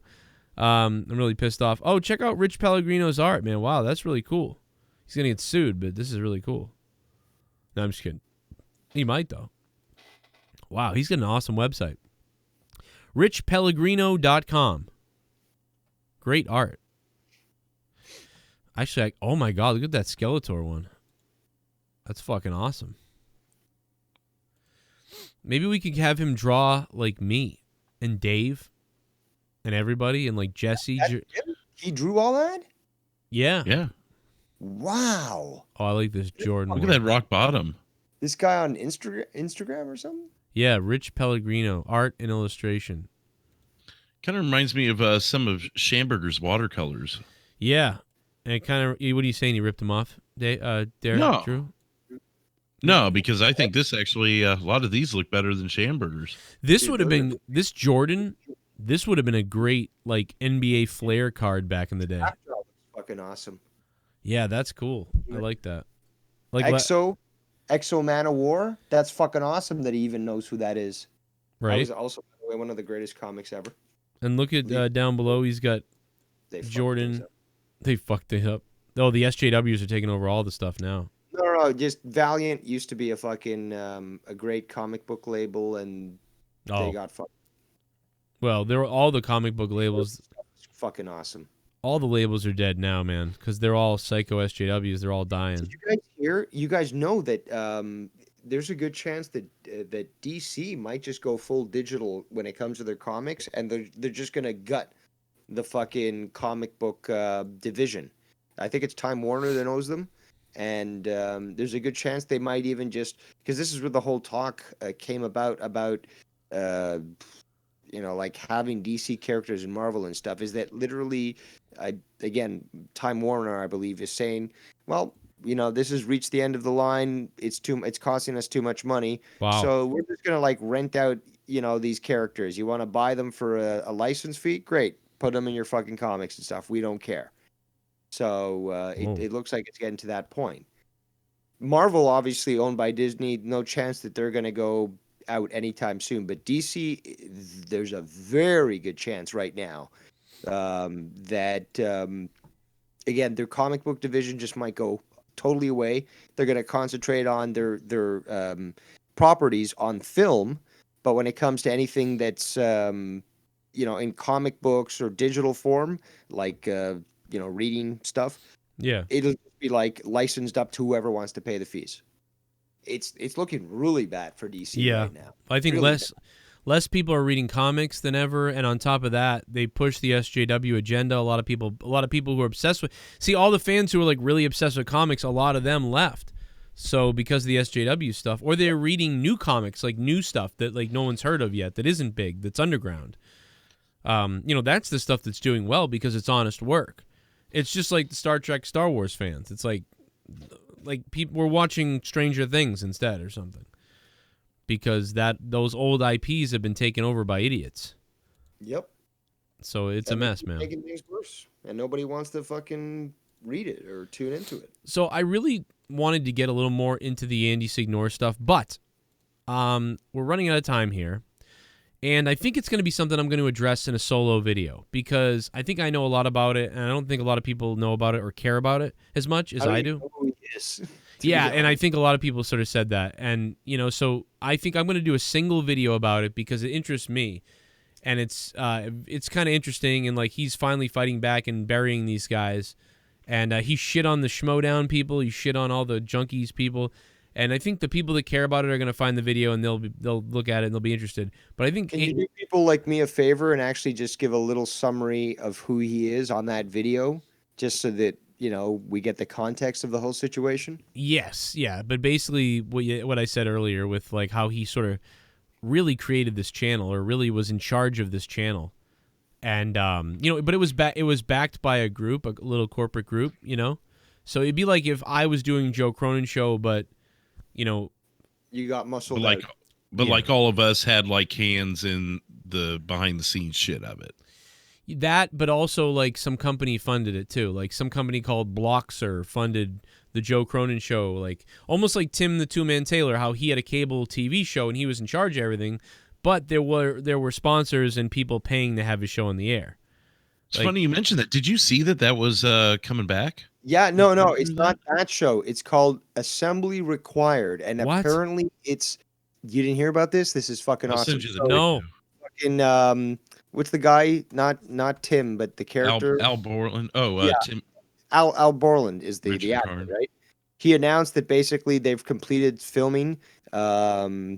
I think at least the first episode, and he says this is going to be great. So what is it? It's called Assembly Required, and it's a show that features Tim the Two-Man Taylor and the character that this guy plays in an unscripted television show. What?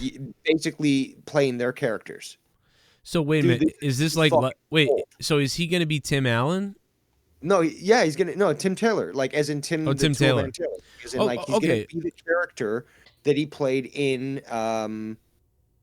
True Show Home Improvement. Thank you.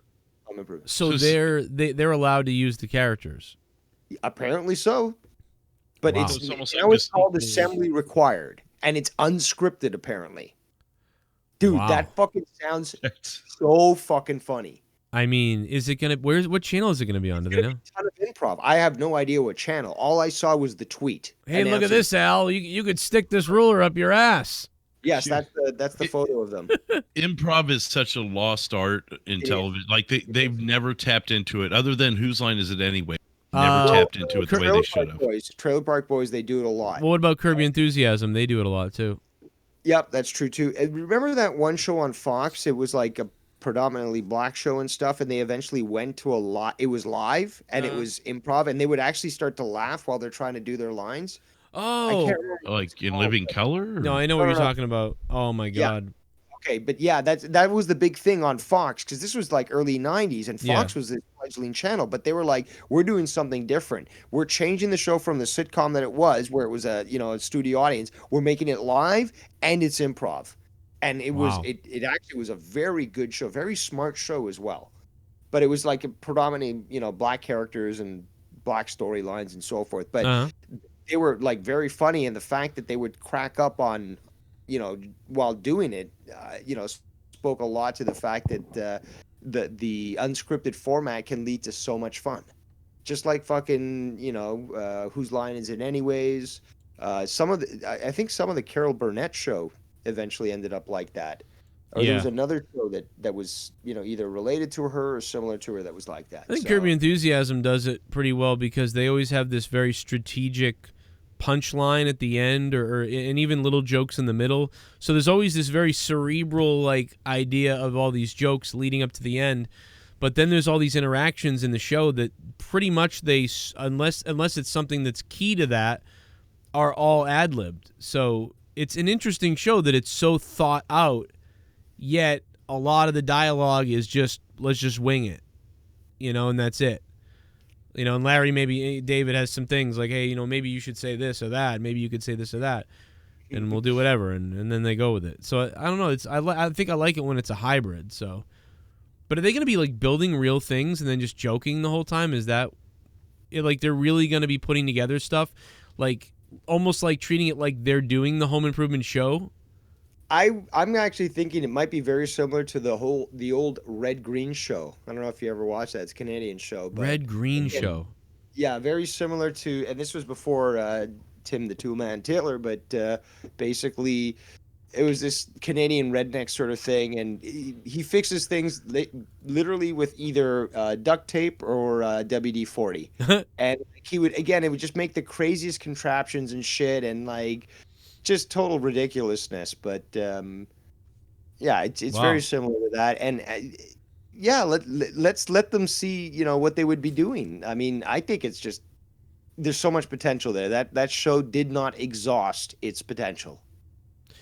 That's pretty cool, man. Like, I'll have to check that show out. The interaction between the actors is still just fucking stands up, I hope it's good, man. I need some more shit to watch that isn't like, because it feels like it's something like, oh shit. Joe, the comic book is dying because these company try to push the comic book apps and nobody want to read comics on their phone.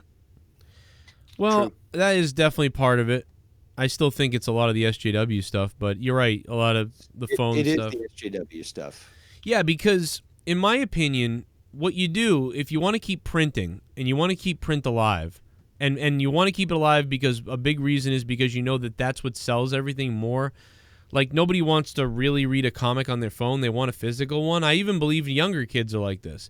Even a 16-year-old kid who wants to read the next comic of something, he probably will read it on his phone if he wanted to, but he probably wants the real copy. I really believe that. And so why don't you package it as both? Like, hey, you can pick up the digital copy, but whenever you pick up the digital copy, you get a physical copy too, and then you just sell it at the fucking physical price. Give them both. Or you give them the digital copy for a little less, and then you give them the hand copy, and then for a hand job, and then for an extra $1, you can get instantly the digital copy on your phone right now, and then they also send you the physical copy within 3 to 5 days. And if you love the comic, you get to. I feel like that works better. They do that now, though, right? But I think that you're overgauging the age. Like, I remember at 8 years old going to the convenience store, buying some candy, buying a comic book, feeling, like this is great. Like, now I've got, some reading material and some candy, and just going, and enjoying something that I had a hold of, and I could always go back and read it again, and it was like it was mine. It wasn't like, you know, something that was digital. And obviously computers weren't that common back, you know, in that time. But regardless, it was like something that like this is mine. I can put it in my bookshelf, and I can always go back to it. And I can always experience those adventures with Batman or the Punisher or Superman or whatever, and like it's mine, you know. Yeah, no, that I mean, listen, that's what I. At 8 years old, kids are already reading comic books. So like if they're getting stories that they can't relate to or just filled with political drivel and fucking agendas, you've just lost the fucking audience that you were trying to get access to in the first place. Yeah, I agree, man. Leah read some series of MAGA or something like that, or manga, whatever it is. Manga. Of called the what the fuck was it called? Shit, I can't remember now. Fuck. Anyway, it was important because the name of it is the Gay Adventures. No, it's kind of like actually, but I don't know. They made like 9 series, and they stopped recently. The guy hasn't put out anything new in like a couple of years, and I'm like, motherfucker, start writing because I'm out of birthday presents and shit. You know, because there used to be one like every 6 to 8 months one would come out. And now I don't remember the name of the issue. Somebody in here might actually know it if I told you it. But anyway, we got to wrap the show up. I'm going to talk about the Andy Signore thing in a different video. And I'm going to go over it all. And I'll try to make it clear. But here's just some of these awkward people sitting around the table back when he was fired for, you know, basically emailing with women. Like, he basically was like, yo, wanna fuck? And they were like, yeah. Or I'll show you my tits. And he was like, cool. This is something that's happening all over Hollywood right now and has been happening everywhere. And the only way that these things stop happening is for people to be brave enough to speak out and come forward. So any support that you've shown us is great, but we also ask that you share that with everyone who's come forward, not just about Andy, but anyone who shares a story. These guys all look like their friend murdered people. This looks like what the like Chris Benoit just happened, and they didn't see the signs or something like that. Like, this guy was emailing women, and then they wanted to fuck him, and then he was like encouraging sending, you know, tits and pussy and dick pictures. Very sanctimonious of them. Yeah, and this is their friend, and this guy hired. This guy helped this guy. Like, it's like he was in charge of all this shit. And this girl wasn't there. He hired her. He hired this guy who does nothing. This guy over here was great. And now the channel is really just all it is honest trailers. That's all it is. And these people all were a part of the show at one point, like with movie fights especially. And it was entertaining to watch. It was one of those original YouTube channels that I watched, you know, along with like Boogie and a handful of other different type of people that when I first started watching YouTube, anywhere between, you know, 05, 06 to 2012, you know, these were like staples to me. And I don't see 6 feet between them. Well, this is 3 years ago. Oh, I thought this was recent. Well, the thing is, Andy today has been live ranting on everything and like being like, here's what happened, and I'll finally talk about everything. And he's going, this guy's a piece of shit. And, you know, how could you do this to me? You know what I mean? What the fuck kind of thing to say is this? And like making fun of them basically. And I think it's great. And community. And we recognize that for someone so close to all of us to betray that trust, that's really heartbreaking, and we hope that we can help rebuild that. So yeah, sorry that our fucking boss friend fucking flirted with you in emails and you guys send each other fucking pussy pics and stuff. She was probably one of them. Yeah, she's probably like, this is how I got hired. Some things outlined steps forward to ensure that this would not happen again. It's like, what the fuck is this? What that this won't happen again? It's just like, dude, this is so fucking weird. So I'm gonna talk about this in another video. Here's a little bit of Andy responding. I'm just teasing you guys at this point of what I want to respond to. We're gonna give you guys tests before we hire you. Yeah. Make sure this doesn't happen again. Yeah, let's make sure that nobody ever like has sexual desires. to the good times. But I appreciate everyone knowing and understanding that we needed to take this time. Look, I got no beef with Hal, really. I feel like Hal it was just he's a follower. He was just following what the lead was. But I will release some tea on Hal. Hal came to me personally at one point. There's so much of this, man. It's he was unbelievable. flirting with one of the same fans that accused me. So, look, I was married. That makes it different. But to me, the hypocrisy of him to know that, I'm not going to say the fan and get into the specifics. And I'm not even condemning him for doing it, to be perfectly honest. But just the hypocrisy of like, dude, you were doing it, Hal. Like, come on, man. Like, at least call me if you're doing it.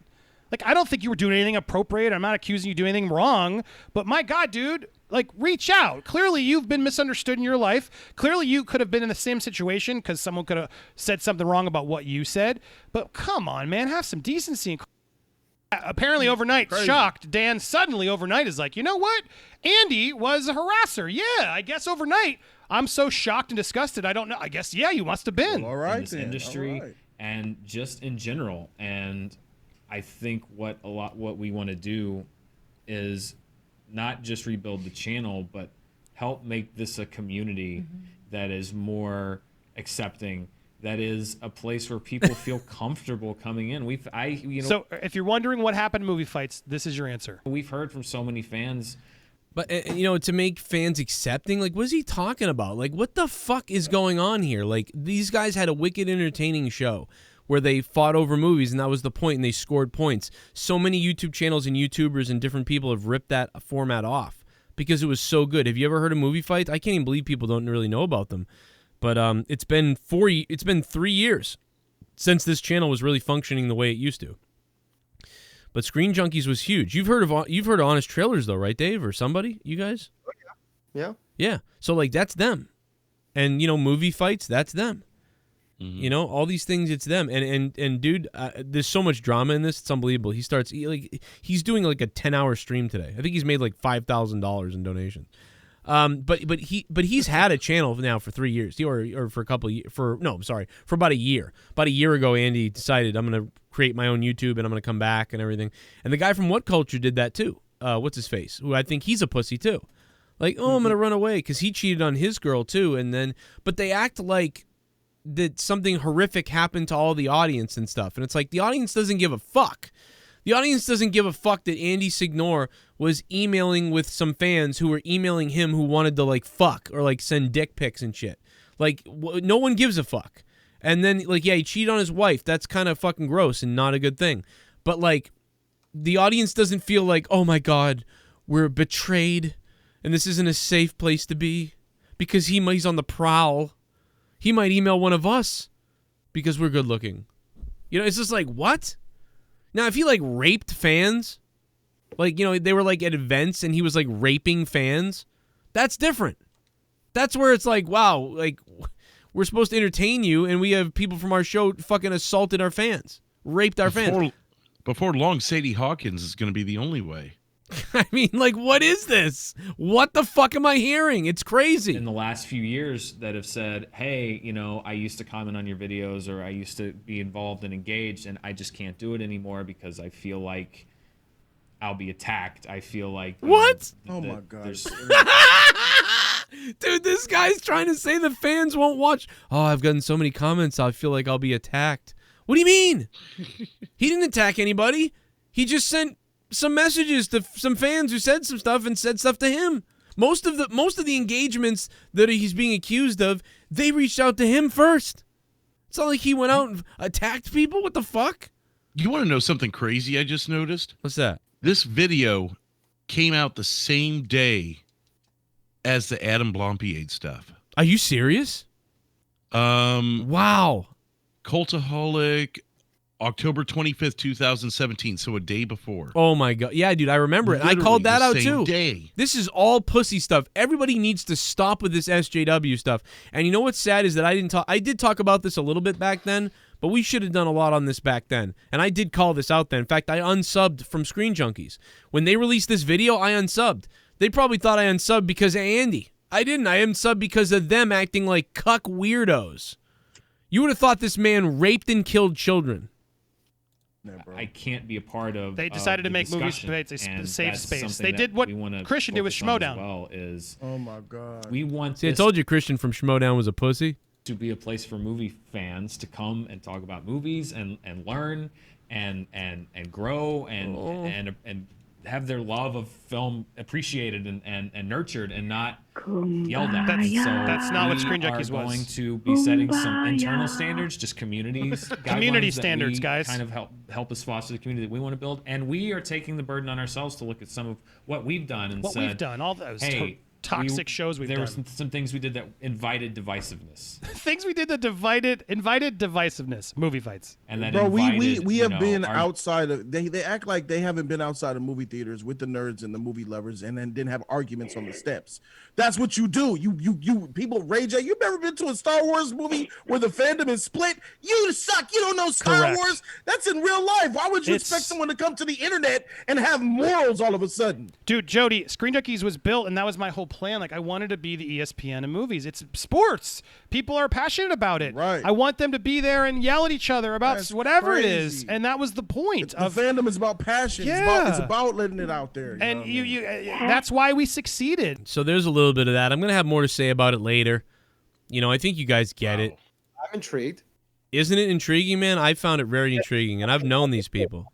I hope women are ready to start picking up men on their own, because in 5-10 years, if not sooner, there's not going to be a man on this planet that's going to ask a girl out. No, there's going to be a man on this planet like that guy I tweeted out from the old Karen video a couple months ago on Twitter that I tweeted out, where the guys were walking by they were eating their subs, and they started yelling at them because they weren't wearing a mask. And then the woman throws hot coffee in the guy's face. Oh, yeah. And then the guy gets up and then has to fight the boyfriend who's a pussy. Dave, you saw that, right? Oh, yeah. That's classic. A few months ago, I guess. But, yeah. Yeah, no, I never really commented on it. So just when I finally looked at it earlier, I was like, all right, I'm going to flip out on this. I mean, everybody's seen it, I think, already, and I tweeted it out. But, I mean, that type of behavior, that stupid lady, she caused a fight. She's lucky that those two guys weren't like... Didn't beat the shit out of her. Well, she's lucky they didn't beat the shit out of her, but she's also lucky that they're not like savages and they didn't kill the guy, kill her boyfriend. In fact, they, one guy punched him in the face and the pussy bled. Then they called the cops. Cops came, they explained the situation, showed the footage, and they asked the guy, do you want to press charges against the woman and the man? And they said, as long as they apologize to us, we won't ask for any charges to be laid. So they forced the police, made them, or, gave them that option. And this couple basically bent the knee and apologized to these two people. Yeah. And that's good. I mean, justice served. I mean, they're lucky that, and the guy was wearing a Trump hat. That's really why it all happened. I don't know if anybody doesn't know that, but the guy was wearing a Trump hat. And to avoid confrontation, because he was worried about confrontation with people, because this is in California, I guess, he usually goes down to the strip or the beach or something, he was saying, and he goes, I just eat outside my business now, because if I walk around with this hat or whatever, I could be attacked, basically. So I didn't want to get into any of that. There's a lot of kids down there and all this stuff. So I just stay here. And, well, he still found trouble. And so I didn't tell you this, talking about Trump stuff. In our neighborhood, people are taking the Trump signs and ripping them out of people's yards and tearing them up and littering the streets with them. So everyone's moving all of their, not even just their Trump signs, but anything pro-Republican, and moving it right up to their front door and facing it out to the street. That's actually, I believe, either a misdemeanor, if not a felony, to interfere with any sort of election signs. Yeah, well, they're doing it everywhere. There was this one I saw the other day. I can't remember who it was or whose sign it was, but they grabbed it and they kept trying to rip it, and it wouldn't rip because it was one of those thicker materials. And they were standing there for a good 2 minutes filming him going, "You almost got it, buddy. Come on, you can do it." You seen the one where he got electrified and the guy comes up, he runs up to try to steal it, and he grabs it, and obviously he gets shocked and he fucking falls off and twitches before running away. Oh, I gotta see that one. Yep. There was another one. A guy jumps out of his car with a machete and just on one. And it's like, boy, overkill much? Jesus. Yeah, I Talk mean, about- it's like nobody should be taking people's signs. Nobody should be worried to get beaten up for wearing a hat. I can't even, I can't believe that it's the left doing this. I can't believe it. I know, but I can't. I'm just telling you from my perspective. I would, if you told me, hey, in the year 2020, people are going to get attacked and beaten for hats that they wear, and what side would it have been on and why and whatever, I would have said, let me guess, there's a black president running, and the Republican people in the country are beating up people that are wearing the black guys' hats. That's what I would have guessed if you told me, tell me the scenario, and I didn't know Obama had been elected, and I didn't know any of that stuff, and it was the year 2001. You went to the year 2001, told me in the year 2020, why do you think people are getting beaten up in the streets and getting their property stolen and stuff like that, and getting assaulted for wearing a presidential hat? Like, what do you think the circumstances are? I would have guessed black president running, and it would have been the Republicans doing it. I would have never thought the Democratic people on the left are literally trying to kill, hurt, maim, and attack children. They've been taking notes, I guess. Who are wearing the hats. Like what is going on? Like, if this fucking country has lost their minds. Nobody should be assaulted for a Biden hat, and almost nobody is. Nobody should be being assaulted for a Trump hat, and a lot of people are, and that's bizarre to me. What's very fortunate, though, and I don't think people are realizing this, is thank God Hillary's not running again, because instead of torn up signs and ass kickings, you would have been tied up and put on railroad tracks. Well, here's what happens if they can fake an election win. Dementia Joe there steps down, Kamala becomes president, and then she gets Hillary as her vice president. I wouldn't be surprised. Just like with Reagan, I've heard that theory. The VP was running things. Obviously, that was George Bush Jr. or Senior. So again with Kamala, she's just the face. She's just there to she's a placeholder. She's brown. She's a woman. Good enough. That we can use her for minority situations. She likes putting people in jail. Again, the people that are really pulling the strings want Hillary to, to vet for them and be there in that seat. Well, I think they know that. State. Yeah, but they're probably not going to get that. But I still think that they know that the Kamala will do what they want, so it's okay. It doesn't matter. If we can't get Hillary voted in, we will Gerald Ford her all the way into that office. What if Trump just reveals that he has a robotic penis tomorrow? Like, he just gets up on the top of the White House and reveals his robotic penis. I'm gonna pull it out. I'll pull it out. He revealed he's going to be declassifying all documents in regards to Hillary Clinton's emails and the Russiagate situation that proves that Biden, not only Hunter Biden, but Joe Biden were directly receiving money from corrupt officials in Russia, and that money flowed, through Canada to the Uranium One deal and all sorts of crazy shit. So we're going to see more about, and again, Obama signed off on it. Hillary Clinton actually was the one that apparently thought up this story because she's the one that pushed it. And Obama again said, okay, let's do this, to push this whole story of this Russian collusion so that it would be a distraction for Hillary. So, and many people have been saying this for multiple years and so forth, but the more this information comes out, the more it's going to be evident that, these people committed treason. What they ought to do, instead of having a cover letter or a title letter on top of all those papers, just throw out a one-page list of all the facts from Benghazi, just to remind as you're pushing all those papers across the table. Also, something that people aren't talking about, obviously the Democrats don't want to talk about this, is that Tulsi Gabbard has actually talked about several things that the Democrats don't want to talk about, and has said that she wants to work with Trump to, move forward with this stuff, like whether it be about COVID and the Democrats' unwillingness to address certain issues, whether it be with China. She's actually, again, she's not 100% clean, and there's a lot of stuff that I don't like that she's been associated with, including climate terrorists and Antifa.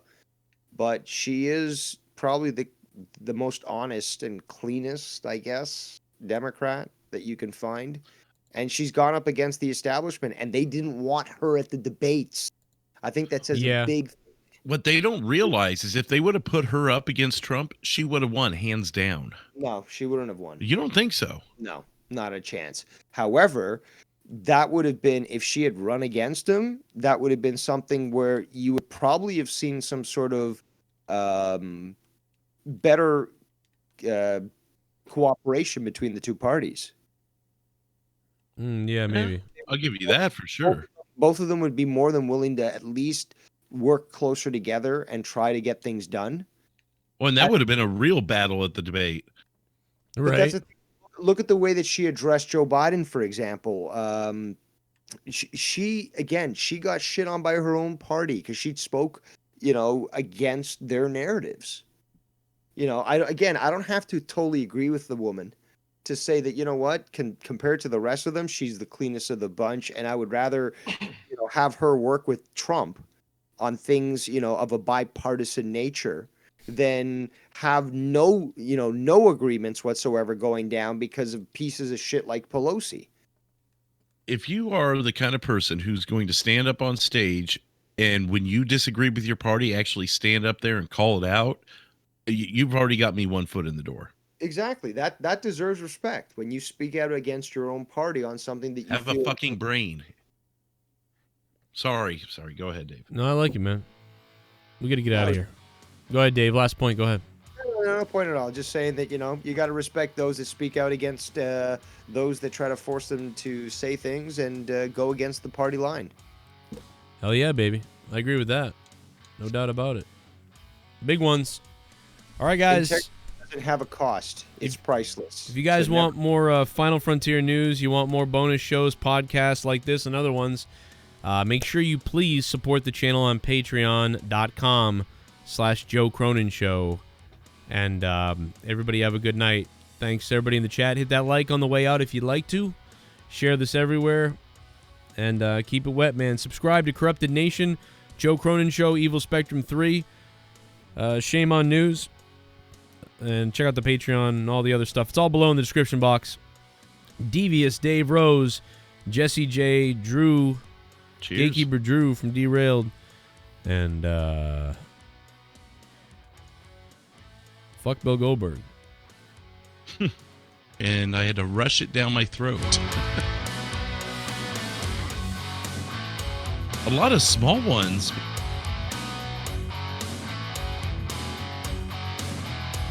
And I had to rush it down my throat.